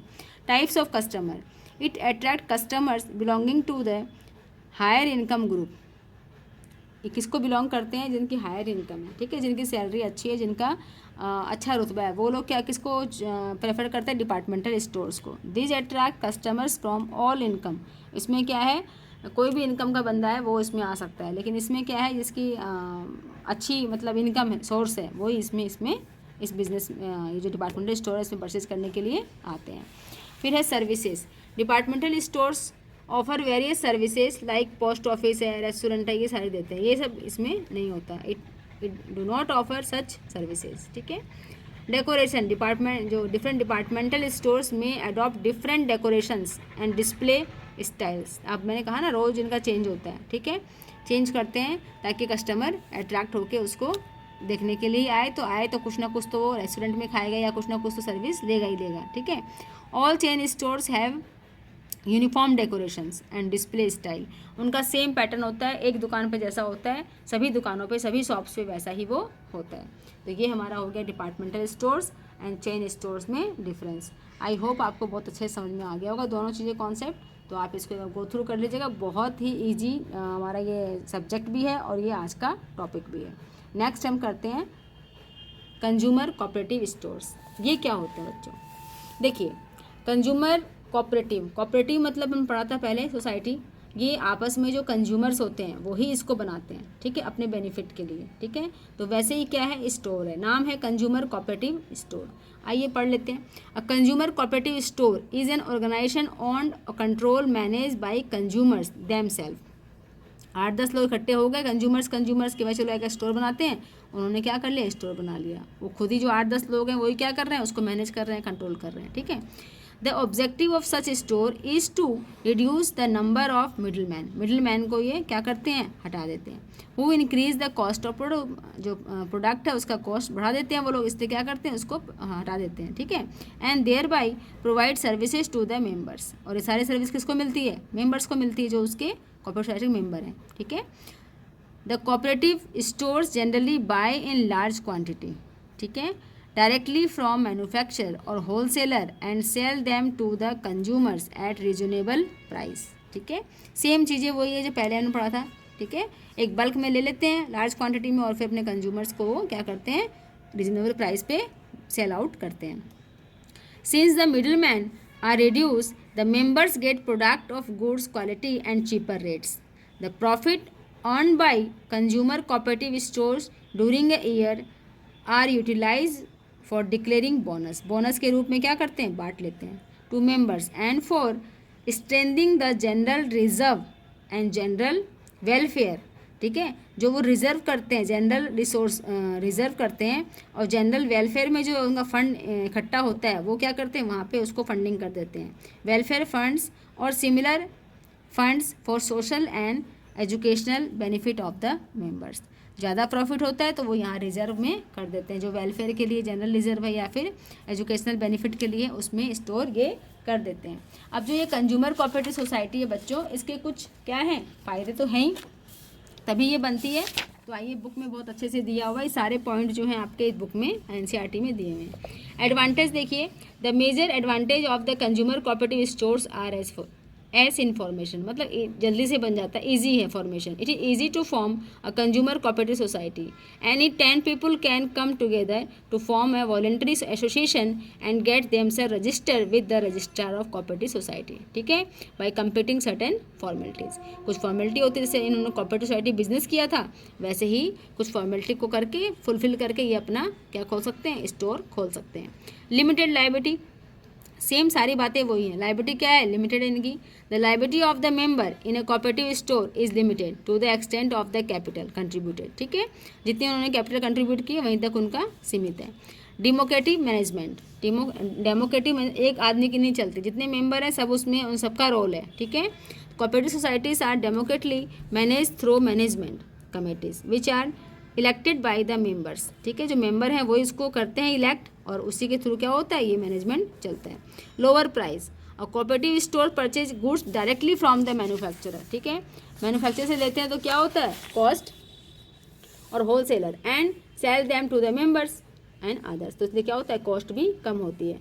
Cash sales, the consumer cooperative stores normally sell goods on the cash basis, ठीक है, यहाँ पे कैश बेसिस पे सामान बेचा जाता है, तो बैड डेप्ट का कोई चांस ही नहीं है, ठीक है। Convenient location, the consumer cooperative stores are generally open at convenient public places where the members and other can easily buy the product as per their requirement, ठीक है बच्चों, तो ये बहुत ही ईजिली वे में हमारा बन सकता है और इसका हम सुविधा ले सकते हैं। अब है कुछ इसकी लिमिटेशन, ठीक है। लिमिटेशन क्या है, lack of initiative, as the cooperative stores are managed by people who work on hourly basis, there is a lack of sufficient initiative and motivation among them to work for effectively। अब 8-10 लोग जहाँ काम करते हैं, ठीक है, जिसमें से हर किसी की कोई क्वालिटी बराबर नहीं होती, ठीक है, तो कोई किसी चीज़ में पीछे है, कोई किसी चीज़ में आगे है, तो इससे क्या होता है कि कोई इनिशिएटिव ले किसी काम को या न ले, तो किसी बर्डन तो है नहीं, तो ये एक इसका क्या है, एक डिमेरिट्स है कि इनिशिएटिव इसमें कम लेते हैं लोग, ठीक है, जो मेंबर्स हैं। शॉर्टेज ऑफ फंड्स, ठीक है, the primary sources of funds for the cooperative store is money raise from members, ठीक है, मेंबर्स क्या है, बहुत पैसे वाले तो होते नहीं हैं, तो उनका क्या होता है, लिमिटेड स्टॉक होता है फंड्स का, ठीक है। Lack of patronage, the members of the cooperative store generally do not patronize them regularly. As a result of this, the stores are not able to operate successfully. वो क्या करते हैं, अब उनको रेगुलर बेसिस पे ओपन करे, जैसे कि एक होलसेलर जो बिजनेस में होता है, सेल्फ प्रोवाइडर से बिजनेसमैन होता है, वो अपना टाइम पे दुकान खोलेगा, टाइम पे सब कुछ करेगा, तो ये जो है ना, ये चीज़ में लैक है, तो इसलिए क्या होता है, इनका not able to operate successfully, ठीक है, तो यहाँ पे एक इसका पिछड़ापन आ जाता है। लैक ऑफ बिजनेस ट्रेनिंग तो होती नहीं है बिजनेस की, ठीक है। The people interested with the management of cooperative stores lack expertise as they not trained in running the stores efficiently, ठीक है, कोई भी ट्रेंड होके तो इसमें आ नहीं रहा कि चलो हम पहले ट्रेनिंग लें फिर हम बिज़नेस करें, तो इससे क्या होता है, उनमें एक बिज़नेस की ट्रेनिंग की कमी रहती है। तो ये हमने पढ़ लिए इसके लिमिटेशंस और इसके बेनिफिट्स। अब आएंगे सुपरमार्केट, ठीक है। सुपरमार्केट क्या होते हैं, आप सब ने देखे हुए हैं। Supermarket is a large retailing business unit selling wide variety of consumers goods on the basis of low price appeal, wide variety and assortment, self service and heavy emphasis on the merchandise appeal. The goods traded on generally food product and other low price branded and widely used consumer products such as grocery, utensils, clothes, electronic appliances, household goods and medicine. Supermarket are generally situated at the main shopping centers, ठीक है। तो supermarket क्या होते हैं बच्चों, नाम से ही लग रहा है सुपर डुपर मार्केट है, इसमें सारी फैसिलिटी है, ठीक है, और यहाँ पे क्या होता है, ये सारी चीज़ें इसमें मिलती हैं, जैसे अपने ऊपर देखा ना, क्लॉथ्स भी है, इलेक्ट्रॉनिक आइटम भी है, ग्रोसरी भी है, सब चीज़ें इसमें अवेलेबल होती हैं, ठीक है। और ये क्या होते हैं, सेंट्रल में ही स्टेबलाइज किए जाते हैं। Goods are kept on racks with clearly label लगा के रखे जाते हैं, and quality tag in such store, ठीक है, क्वालिटी टैग्स कितनी क्वांटिटी में है, ठीक है, 1 किलो के 2 किलो के पैकेट भी उसमें रखे, दाल चावल तक को तुलवाना भी नहीं है, वेट नहीं करवाना, ठीक है, वो रखे होते हैं, अरेंज किए हुए रहते हैं, आपको जो चाहिए वो आप ले लो। And quality tag in such stores, the customers move into the store to pick up goods of their requirement, ठीक है। जैसा डिपार्टमेंटल में था वैसा ही है। लेकिन जो सुपर मार्केट हैं वो डिपार्टमेंटल से थोड़े जो उनका एरिया है साइज में उनसे छोटे होते हैं, डिपार्टमेंटल बहुत बड़े होते हैं, ठीक है। Bring them to cash counter, make payment and take home delivery, ठीक है।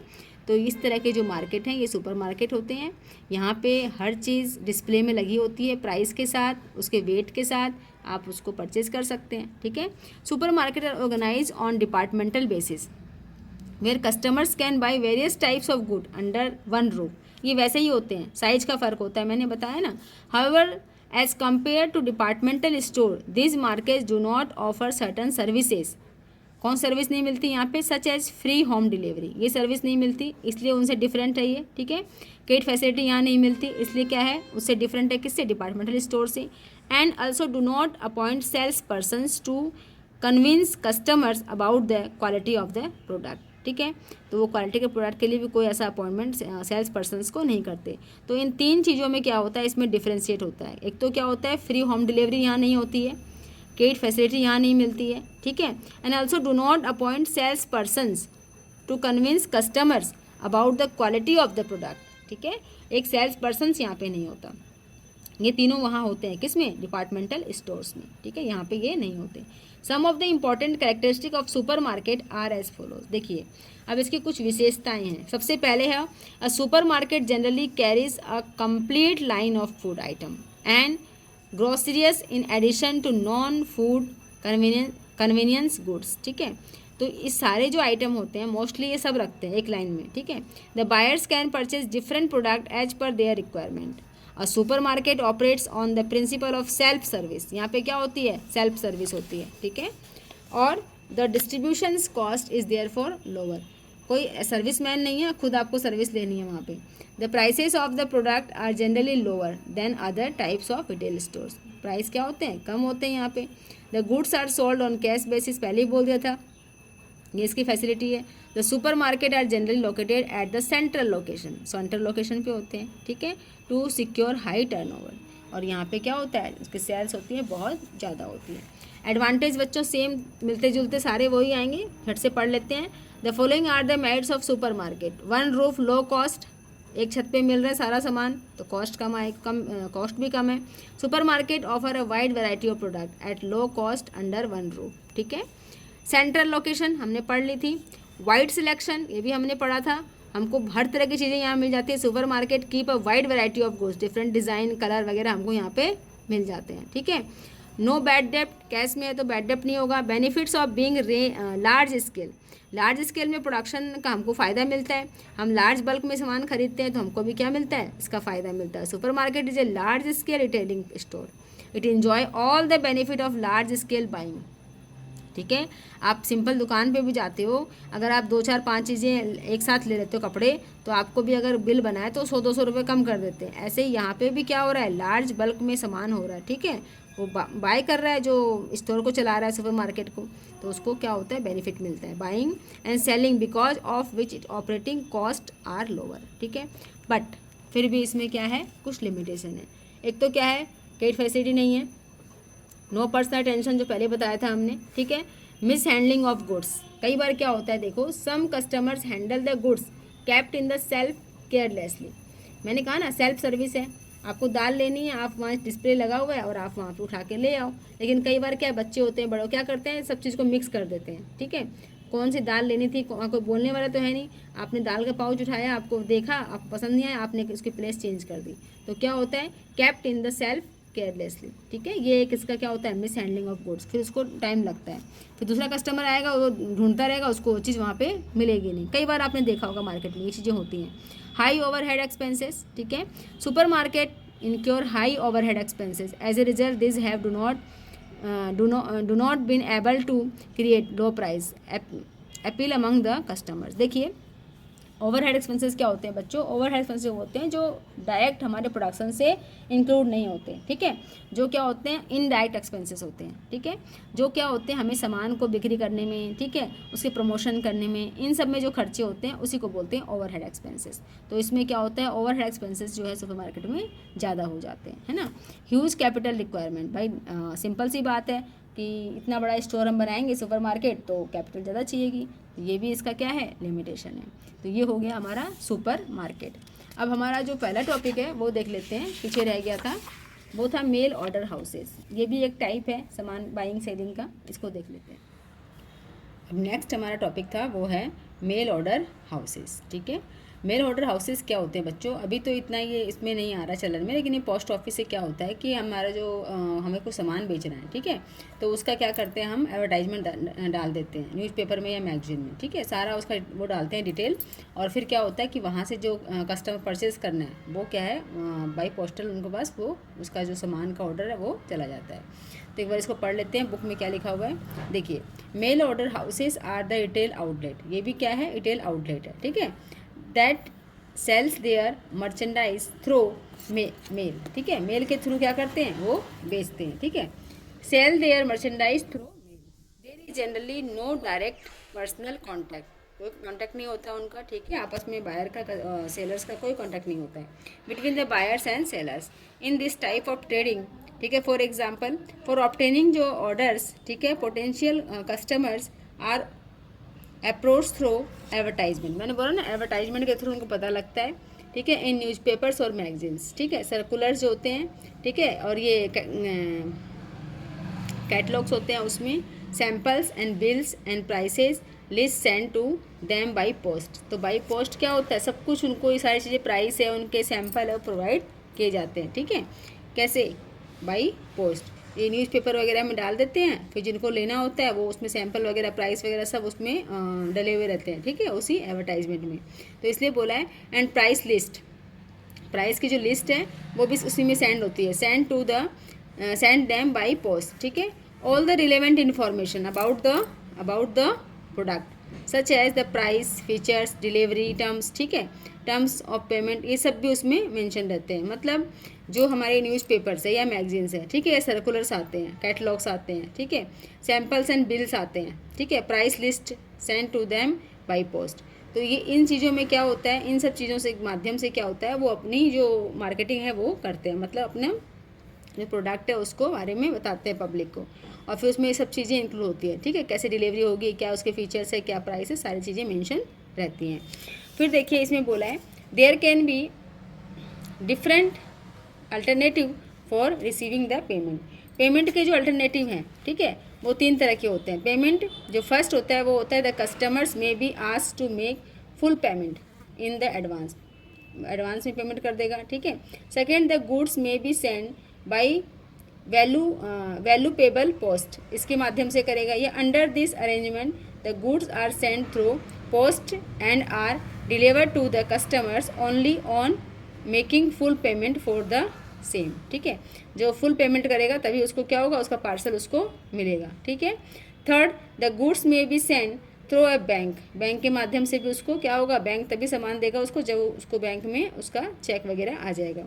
विच is instructed to deliver the articles to be customer in this arrangement there is no risk of bad debt. तो जो भी कैश में cell कर रहे हैं, ठीक है, 3 तरीक़ों से क्या कर सकते हैं, सामान को जो पेमेंट है सामान का वो कर सकते हैं, ठीक है, बैंक के माध्यम से, या फिर हमारा जो है पहले एडवांस करके, या फिर वीपीपी पोर्टल जो पेमेंट का एक मोड है उसके माध्यम से कर सकते हैं। तो इसलिए क्या है, यहाँ बैड डेट की गुंजाइश नहीं होती है। लेकिन कुछ चीज़ों में क्या होता है, ये जो हमारा mode of buying and selling है, ठीक है, वो क्या सक्सेस नहीं है। वो क्या है, बोला है, this type of business is not suitable for all types of product. जैसे for example goods that are perishable, ठीक है, जल्दी ख़राब होने वाले हैं, ठीक है, जैसे हमारे वेजिटेबल्स हैं, ठीक है, फ्रूट्स हैं, पेरिसेबल इन नेचर और are bulky and can not be easily handle, ठीक है, जो बल्क में होते हैं, ईजिली हैंडल नहीं होते, उनके लिए ये क्या है, सक्सेस नहीं है। Are not recommended for mail house trading, तो उनके लिए क्या है बच्चों, मेल हाउस ट्रेडिंग जो है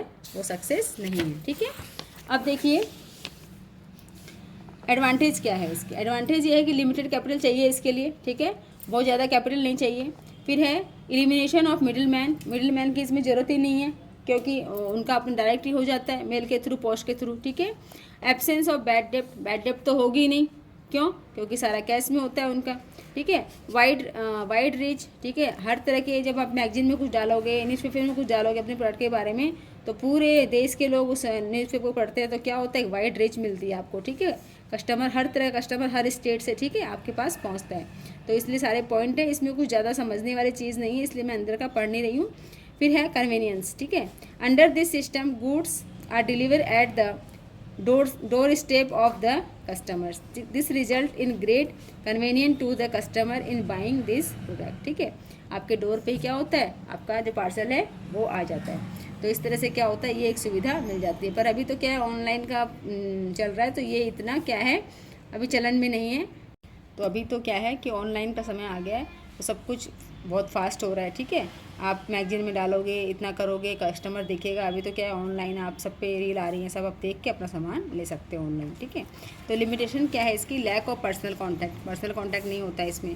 हाई प्रमोशन कॉस्ट, ठीक है।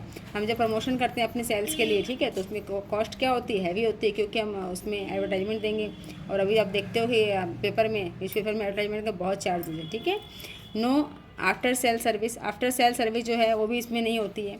और नो क्रेडिट फैसिलिटी, वो पहले ही बताया था कि इसमें फैसिलिटी अवेलेबल नहीं होती है। डिले डिलीवरी, ठीक है। कई बार क्या होता है, हमारा जो पार्सल होता है, डिलीवरी होती है, वो बहुत लेट हो जाती है, ठीक है। पॉसिबिलिटी ऑफ एब्यूज़, तो ये जो चीज़ें हैं इसमें सारी क्या होती है, लिमिटेशन होती हैं। एक है हाई डिपेंडेंसी है ऑन पोस्टल सर्विसेज, तो हम क्या करते हैं, जो पोस्टल सर्विसेज है उस पर बहुत ज़्यादा डिपेंडेंट हो जाते हैं, ठीक है। तो ये इसकी लिमिटेशन है। इसमें बहुत ज़्यादा कुछ ऐसा नहीं है, पॉइंट आपको याद रखने हैं। अगर एग्जाम में आता है किसी चीज़ में, तो ये आपको ध्यान रखना कि मेल ऑर्डर हाउसेस, ठीक है। इसमें कुछ पेरिसेबल जो गुड्स आइटम हैं वो इसके लिए सूटेबल नहीं है। इसके लिए कौन से आइटम सही हैं, only the good that can be graded, ठीक है। जो ग्रेडेड एंड स्टैंडर्डाइज आइटम है, ठीक है, ईजिली ट्रांसपोर्टेड है एट लो कॉस्ट, उसके लिए है, ठीक है। हैव रेडी डिमांड, ठीक है, have ready demands in the market, जिसकी डिमांड है मार्केट में, उसके लिए। Are available in the large quantity throughout the year, ऐसे सामान जो थ्रू आउट मिलते रहते हैं, ठीक है। और involve list possible competition in the market, तो ये कुछ आइटम्स के नाम बताए हैं मैंने, इनके लिए ये सही है। लेकिन फिर भी अगर मान लो ये उसके लिए बेनिफिशियल नहीं है, जैसे कोई सामान है जिसको हम खुद ही जाके ले सकते हैं, ठीक है, हमारे पास में ही है कोई चीज़, तो हम जाके ले सकते हैं, तो फिर हम ईमेल की ऑर्डर की क्या ज़रूरत है। तो इस तरह की चीज़ें जो होती हैं, ये अभी इतनी वो नहीं है कि भाई हम इनको जाके ऑर्डर दें और फिर उसका वेट करें। अभी तो क्या है, 10 मिनट में, 15 मिनट में हर चीज़ जो है अपने आ रही हैं और ऑनलाइन शॉपिंग से, ठीक है। बहुत तरह के जो है उसमें ऐप आ गए हैं, बहुत सारी वेबसाइट है, उस पर आप कोई भी चीज़ पसंद करके और तुरंत ही ऑर्डर कर सकते हैं। तो ये हमने पढ़ लिया, ठीक है। नेक्स्ट हमारा है इसमें, एक है बच्चों वेंडिंग मशीन्स, ठीक है। वेंडिंग मशीन्स क्या होती है, इसमें क्या होता है, जैसे कि हमारा एक फ्रिज होता है ना, उसी टाइप की एक वेंडिंग मशीन होती है। उसमें क्या टोकन डालना पड़ता है, कुछ कूपन डालना पड़ता है, और हमारा जो आइटम है, ठीक है, जैसे गोलगप्पे की है तो गोलगप्पे उसमें आ जाएंगे आपके, ठीक है। और जैसे कि आपका कोई कोल्ड ड्रिंक वगैरह है, कोई वेफर्स है, उसकी आ जाएंगी, तो वो आपके टोकन डालोगे, वो आइटम आपके पास आ जाएगा और आप उसको यूज कर सकते हो, ठीक है। इसका एक एग्जांपल देखिए, आप कई स्टेशनों पे क्या है, आप टिकट लेने के लिए आपको लाइन में नहीं खड़ा होता है। ये वेंडिंग मशीन्स होती हैं, जो आपने टोकन डाला और टिकट आपके पास आ जाती है। तो ये सब किसके एग्जाम्पल है, वेंडिंग मशीन का। हमारा ATM है, वो भी क्या है, वेंडिंग मशीन ही है, ठीक है। उसमें हम झट से अपना कार्ड स्विप करते हैं और हमारे जो जितने पैसे हमारी रिक्वायरमेंट है उससे हम निकाल सकते हैं। फिर भी इसको पढ़ लेते हैं। Vending machines are the newest revolution in the marketing method, ठीक है। मार्केटिंग मेथड में क्या है, ये नया है, ठीक है। Coin operated vending machines are proving useful in setting several products such as hot beverage, ठीक है। इन सब के लिए ये है हॉट बेवरेज। इसके साथ जैसे कि प्लेटफॉर्म टिकट्स मैंने बताया आपको, मिल्क भी मिल जाता है कॉइन से। ये तो बहुत पुराना चलन में आ रहा है कि आप वो डालोगे मिल्क कॉइन, और आपका जितना मिल्क आपको उसमें डाला है आपने अमाउंट, उसका आपको मिल्क आ जाएगा। सॉफ्ट ड्रिंक्स के लिए, ठीक है, चॉकलेट के लिए, न्यूज़पेपर एक्सेट्रा के लिए, ठीक है। फिर देखिए ATM का बताया था मैंने आपको, ठीक है। ATM in the banking service, ठीक है। As the name suggestion these machines have altogether changed the concept of banking and made it possible to withdraw money and any time without visiting any branch of the bank। तो ATM से क्या हो रहा है, हमको किसी भी bank की ब्रांच में विजिट करने की ज़रूरत नहीं है, हम वहाँ जाके क्या कर सकते हैं, अपने पैसे जब चाहे तब निकाल सकते हैं, ठीक है। जो वेंडिंग मशीन्स है, can be useful for selling pre-packaged brands of low price product which have high turnover and which are uniform in size and weight. ठीक है, ये किसके लिए सक्सेस है? लो प्राइस हो उनके, ठीक है, उनका जो उसकी जो हाइट है, वेट है, ठीक है, और प्राइस है वो क्या होने चाहिए? सिमिलर होने चाहिए. ठीक है. फिर बोला है however the initial cost of the installing A vending machines, क्या होता है? इसका कॉस्ट हैवी होता है. ठीक है, ये इसकी लिमिटेशन है. फिर क्या होता है? अल्सो जो कॉमर्स कैन नॉट फील और सी द प्रोडक्ट, पहले हम इसको क्या कर सकते हैं? देख नहीं सकते प्रोडक्ट को. हम मार्केट से लाते हैं तो क्या होता है? एक बार देख लेते हैं हाथ लगा के ये चीज़ क्या है, लेकिन इसका हम ऑर्डर पास करते हैं तभी हमारे पास वो चीज़, पैसे जब डालते हैं, कॉइन डालते हैं, कूपन डालते हैं, तब वो चीज़ हमारे पास आती है. तो हम पहले से इसको क्या कर सकते हैं? फील नहीं कर सकते और देख भी नहीं सकते. ठीक है. फिर क्या, जो वापस से इसको अगर नहीं समझ में आई, नहीं पसंद आई, तो रिटर्न का भी इसमें ऑप्शंस नहीं है. ठीक है. तो ये इसकी लिमिटेशन भी है कि इसको हम वापस से ना पसंद आने पर रिटर्न नहीं कर सकते. ठीक है. इसको फील नहीं कर सकते, पहले से देख नहीं सकते. जब हमारे पास आती है तभी हम इसको सामने देखते हैं कि ये चीज़ क्या है. ठीक है. खाली इसका नाम उसमें लिखा होता है. और कॉस्ट, इसको बनाने में, जो ये मशीन को इस्टेब्लिश करने में भी क्या होता है? बहुत पैसे लगते हैं. तो कुछ इसकी लिमिटेशन भी है, कुछ इसके बेनिफिट्स भी हैं. इसके साथ ही हमने क्या पढ़ लिया? वेंडिंग मशीन्स पढ़ लिया. अब हमारा बहुत इंपॉर्टेंट टॉपिक आ रहा है गुड्स एंड सर्विस टैक्स. ठीक है बच्चों, गुड्स एंड सर्विस टैक्स मतलब जीएसटी. ठीक है. तो ये क्या है? देखो एक बार थोड़ा सा मैं आपको बता देती हूँ.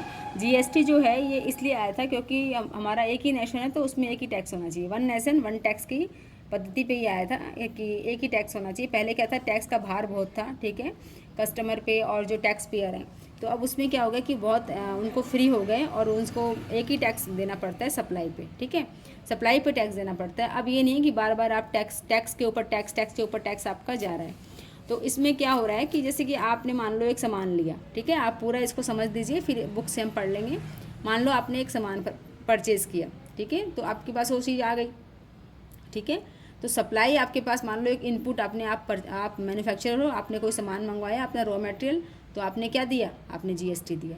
ठीक है, आपने सामान मंगवाया तो वो इनपुट आपका टैक्स हो गया. ठीक है, फिर आपने क्या किया? उसको कन्वर्ट किया आउटपुट में. ठीक है, फाइनल प्रोडक्ट हो गया. आपने फिर उसको सेल किया. ठीक है, सेल किया तो वो क्या, आप क्या लोगे उससे? आपने सप्लाई कर दिया, तो आपने क्या किया? उसको एक टैक्स दिया. जो टैक्स आप लेंगे उससे जीएसटी के रूप में, वो होगा आउटपुट टैक्स. ठीक है, पहले आपने इनपुट टैक्स दिया था, अभी आप उससे रिकवर करेंगे, वो है क्या है? Output tax. ठीक है, लेकिन जो इसमें डिफरेंस होता है उसका भी हम इसमें पढ़ेंगे कि उसको क्या बोलते हैं. अगर मान लो आपने जब सामान परचेज़ किया था 300 का मान लो. ठीक है, और आपने जब सेल किया आउटपुट में उसको, फिर आपने 450 दिया, तो जो 150 रुपये का आपके पास बैलेंस आ रहा है. ठीक है, इसी को क्या बोलते हैं? आईटीसी. मतलब जो हमारा उसका डिफरेंस आ रहा है, ठीक है, बैलेंस का, उसको हम इसमें इसी चैप्टर में हम पढ़ेंगे. अच्छे से उसको कॉन्सेप्ट को समझेंगे और उसके बारे में हम जानेंगे. वो क्या है? Input tax credit. ठीक है, उसको शॉर्ट में बोलते हैं आईटीसी. जो आपने इनपुट टैक्स दिया है उसमें से क्या होगा? वो माइनस हो जाएगा. जो आपका ज़्यादा आपने पेमेंट किया है तो आपको इसमें क्या होगा? छूट मिल जाएगी टैक्स में. ठीक है बच्चों, तो अब एक बार पढ़ लेते हैं. बहुत ही ईजी है ये, कुछ भी ऐसा नहीं है इसमें. देखिए, the government of India following the credo of one nation one tax and wanting a unified market in order to ensure the smooth flow of goods across the country implement the goods and services tax GST, goods and services tax. ठीक है, GST का full form है goods service tax. ठीक है, कब हुआ ये apply? कब हुआ? जुलाई 1, 2017 में ये टैक्स हमारा आया. This system is regarded as the most revolutionizing tax reform in Indian taxation history. जितनी भी टैक्स की हिस्ट्री है, ठीक है, उसमें क्या है? ये बहुत ही रिलीफ हमको इससे मिला है. एक नई, इसमें क्या, टैक्स में एक नई पहचान मिली है. ठीक है, फिर इसमें बोला है tax apart from being a source of revenue. Tax क्या है? सरकार का एक रेवेन्यू है. ठीक है, हमसे वो टैक्स लेती है और फिर क्या करती है? समाज की भलाई के लिए खर्च करती है. For growth also pay a key role in making the state accountable to this tax payer. ठीक है, जो टैक्स पेयर है उनके लिए क्या है? वो जवाबदेह भी है कि उनका टैक्स जो हमने लिया है वो कहाँ कहाँ यूज हुआ. Effective taxation ensure that public funds are effectively employed. ठीक है, in fulfilling social objectives for sustainable development, ठीक है, हमारे डेवलपमेंट को संभालने के लिए कंट्री को, ठीक हो। तो उसके लिए उन्होंने क्या किया, जो टैक्स पेयर टैक्स पे किया था उसका उसने बहुत अच्छे से यूज़ किया है, वो उसके लिए क्या अकाउंटेबल है। तो ये टैक्स का जो सिस्टम है बहुत ही क्या हो गया, बहुत सिंपल हो गया है और इजी हो गया, ठीक है, जीएसटी के माध्यम से। फिर देखिए कुछ पॉइंट और देख लेते हैं। GST is expected to improve the sales of doing business in tax compliance, ठीक है, reduce the tax burden, tax का बर्डन भी कम हो गया, टैक्स एडमिनिस्ट्रेशन, ठीक है। तो इससे क्या हुआ है, टैक्स का जो एडमिनिस्ट्रेशन है वो भी क्या हो गया, थोड़ा सुविधा में हो गया। पहले बहुत ज़्यादा ये बहुत ही बर्डन होता था और बहुत डिफिकल्ट था, ठीक है। फिर बोला है the GST has replace 17 indirect taxes, जो इनडायरेक्ट टैक्सेस थे 8 कौन से थे, सेंट्रल के, और 9 थे स्टेट लेवल के, ठीक है, and 23 सेसेस of the central and the states, ठीक है। तो इन सबको हटा के इन्होंने एक जीएसटी लगा दिया। फिर है जीएसटी में क्या क्या होते हैं बच्चों, जीएसटी में 3 टाइप के, जीएसटी 3 टाइप के हैं, इसको हम और अच्छे से पढ़ लेंगे, ठीक है। जीएसटी में जो आता है वो होता है एक तो सीजीएसटी, ठीक है, और एसजीएसटी, मतलब सेंट्रल जब टैक्स लेती है तो उसको central goods and service tax बोलते हैं, और जब स्टेट लेती है तो स्टेट का गुड्स एंड सर्विस टैक्स। इस जो टाइप्स हैं इसके, इसको हम अच्छे से एक बार नोटबुक से पढ़ लेते हैं। देखिए types of taxes under GST, ठीक है। तो 3 टाइप के होते हैं, एक तो होता है सीजीएसटी, एक होता है एसजीएसटी और एक होता है आईएसटी, ठीक है। तो इसमें देखो बच्चों इंटीग्रेटेड गुड्स एंड सर्विस जो है इसका है, तो इसका होगा आईजीएसटी, आईजीएसटी। ये क्या होता है, it is the GST levied on the intra state supply of goods and services by the centre, ठीक है। जो सेंट्रल गवर्नमेंट है वो इसको टैक्स चार्ज करती है, कब, जब हमारे विद इन स्टेट, इंट्रा मतलब विद इन स्टेट में जब हमारे गुड्स एंड सर्विस सप्लाई होती है, ठीक है। State goods and services tax SGST, it is the GST levied on the intra state, ये भी स्टेट के अंदर, इंट्रा मतलब विद इन स्टेट, ठीक है, supply of goods and services by the state. इसमें क्या होता है, इंक्लूडिंग जो यूनियन टेरिटरीज हैं और लेजिस्लेचर्स हैं वो भी इसमें आ जाते हैं, ठीक है। तो यहाँ भी कौन पे करता है, यहाँ स्टेट पे करता है, स्टेट लेता है मतलब, ठीक है, पे मतलब पे नहीं करता, स्टेट क्या टैक्स पेयर से लेता है यहाँ पे सेंट्रल गवर्नमेंट लेती है और यहाँ पे स्टेट लेता है, ठीक है बच्चों। अब है इंटीग्रेटेड गुड्स एंड सर्विसेज, ठीक है, IGST, it is the GST levied on the inter state, मतलब स्टेट टू स्टेट, ठीक है, स्टेट टू स्टेट इसमें क्या होता है, टैक्स दिया जाता है, सप्लाई ऑफ द गुड्स और services and is collected by the central government, ठीक है, central government. IGST is equivalent to the sum total of CGST and SGST. तो आईजीएसटी क्या होता है बच्चों, इन दोनों का समीशन होता है, इन दोनों का ऐड होता है, ठीक है, जो सेंट्रल सीजीएसटी लिया है और एसजीएसटी लिया है, इसी का टोटल क्या होता है, आईजीएसटी कहलाता है, ठीक है। तो इसमें क्या होता है कि सेंट्रल गवर्नमेंट लेती है ना, और इसमें भी क्या होता है, स्टेट गवर्नमेंट लेती है और इसमें सेंट्रल गवर्नमेंट लेती है। सेंट्रल गवर्नमेंट लेती है लेकिन फिर वो स्टेट, जितने भी स्टेट में उसका होता है हिस्सेदारी होती है, जितने स्टेट से उनका व्यापार हो रहा है, ट्रेड हो रहा है, उनको वो उनके कंट्रीब्यूशन में उनको दे देती है, जिनका उनका डिसाइडेड जो रेशियो है उसमें उनको डिस्ट्रीब्यूट कर देती है। तो ये हमने पढ़ा टाइप ऑफ टैक्सेस, ठीक है। अब एक टर्म हमारा आ गया था, वो भी हैंड टू हैंड क्लियर कर लेते हैं, वो है input tax credit under GST, जो अभी हमने पढ़ा था कि आईटीसी, ठीक है, इनपुट टैक्स क्रेडिट। देखिए ITC means reducing the taxes paid on input from taxes to the paid on output, ठीक है। मतलब क्या होता है कि हमने जो इनपुट पर टैक्स दिया, ठीक है, हमारा इनपुट हुआ, ठीक है, इनपुट मैंने बताया था रॉ मटेरियल लाए बाहर से, हम उस पर जो टैक्स दिया मान लो 300, ठीक है, फिर हमने क्या किया, उससे प्रोडक्शन किया और हमने एक आउटपुट बनाया, क्या बनाया, आउटपुट, ठीक है। रॉ मटेरियल जब परचेज़ किया था तो वो इनपुट, ठीक है, और जब हमने बनाया फिनिश गुड ने उसको कन्वर्ट कर दिया और जब सेल किया तो वो क्या कहलाया, आउटपुट, ठीक है।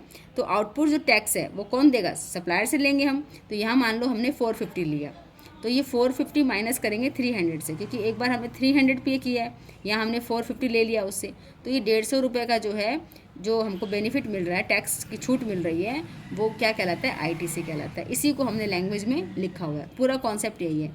इनपुट टैक्स वो है जब हम रॉ मटेरियल मंगाते हैं, इन मतलब हमारे पास सामान आ रहा है, क्योंकि इसका बेसिक फंडा ये है कि सप्लाई होगी तब इसको टैक्स को पे करना पड़ेगा। तो किसी से आपने परचेज़ किया तो आपके पास सप्लाई आई, ठीक है, तो आप पे करोगे, इनपुट हो गया। फिर आपने उसको फिनिश गुड में कन्वर्ट कर दिया, आपने किसी को सप्लाई किया तो वो सप्लायर आपको पे करेगा, ठीक है, क्योंकि इसमें एक ही फंडा है कि जिसके पास सामान सप्लाई होगा उसके पास जाएगा। अल्टीमेटली क्या होता है, कस्टमर जो है वो कंज्यूम करेगा, उसके पास इसका क्या होगा, टैक्स का भार जाएगा। तो ये पढ़ लिया हमने। When any supply of the services and goods are supplied to the taxable person the GST charge is known as input taxes, ठीक है, ये मैंने बता दिया आपको। इनपुट टैक्सेस उसी को बोलेंगे जब हम उसको क्या करेंगे, गुड्स एंड सर्विस सप्लाई करेंगे, ठीक है। The supplier of each stage is permitted to avail credit of GST, मैंने बोला ना वो जो हमने आईटीसी पढ़ा है, ठीक है, तो avail credit of GST paid on the purchase of goods और services and can set off the credit against the GST payable on the supply. जो सप्लाई पे उसने पे किया था ना उसको क्या कर देगा, माइनस कर देगा। Of goods and services to be made by him, ठीक है, जो भी उसने गुड सर्विस उसने बनाई है उसके। So in this supply chain, supply हो रही है, कभी रॉ मटेरियल कहीं फिनिश गुड, ठीक है, सप्लाई की जो चेन बनी हुई है, ठीक है। फाइनल जो है कंज्यूमर बियर्स द जीएसटी, जो कंज्यूमर होता है वो क्या करता है, जीएसटी को बियर करता है। तो आउटपुट टैक्स मतलब जो हमने फिनिश गुड्स पे सप्लायर से लिया, क्योंकि सप्लाई करेंगे और उसका जो इनपुट में दिया था उसको हम माइनस कर देंगे, और इसका जो बैलेंस बचेगा वो क्या कहलाएगा, आईटीसी। बस यही सिंपल सा इसका कॉन्सेप्ट है, इनपुट टैक्स क्रेडिट, ठीक है। तो ये हमारे 2 टॉपिक हो गए। इसके जो साथ साथ में देखिए जीएसटी हो गया और इसके साथ टाइप्स हो गए, ठीक है। एक जीएसटी का यहाँ फिगर है उसको देख लेते हैं। देखिए जीएसटी क्या हो रहा है, देखिए द जीएसटी, ठीक है, और SGST is payable on all intra state, ये दोनों कहाँ दिए जाते हैं, इंट्रा स्टेट पे। Supply of goods and services और बोथ दोनों हो सकती है, वहाँ दिए जाते हैं। और जो आईजीएसटी है is payable on all inter state, ठीक है, इस इंटर स्टेट मतलब state to state supply of goods and services, ठीक है, या both. Tax liability arises when the taxable person crosses exemption limit, ठीक है, ₹20 लाख। तो क्या होता है, टैक्स लायबिलिटी उनकी बनती है जब वो एग्जेम्पशन लिमिट से एक्सेस हो जाते हैं।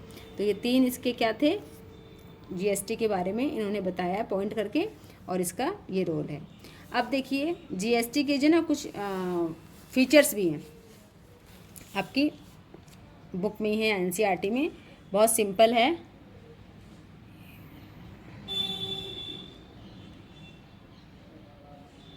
बहुत सिंपल है, झट से पढ़ लेंगे क्योंकि हमने जो सुना है वो इसमें लिखा हो। सबसे पहले है की फीचर ऑफ जीएसटी, क्या है ये, एप्लीकेबिलिटी ऑफ जीएसटी। जीएसटी क्या है, सब जगह लागू, पूरे देश में लागू है। पहले कुछ ऐसे क्षेत्र थे, लेकिन अभी क्या है कि इसमें जम्मू कश्मीर को भी शामिल किया गया है, तो इस सब पूरे देश में, पूरे ऑल ओवर कंट्री इसमें जीएसटी हमारी शामिल है। जीएसटी क्या है, एप्लीकेबल ऑन सप्लाई, जब सप्लाई करते हैं तभी ये अप्लाई होता है, ठीक है, ये इसका एक फीचर्स है।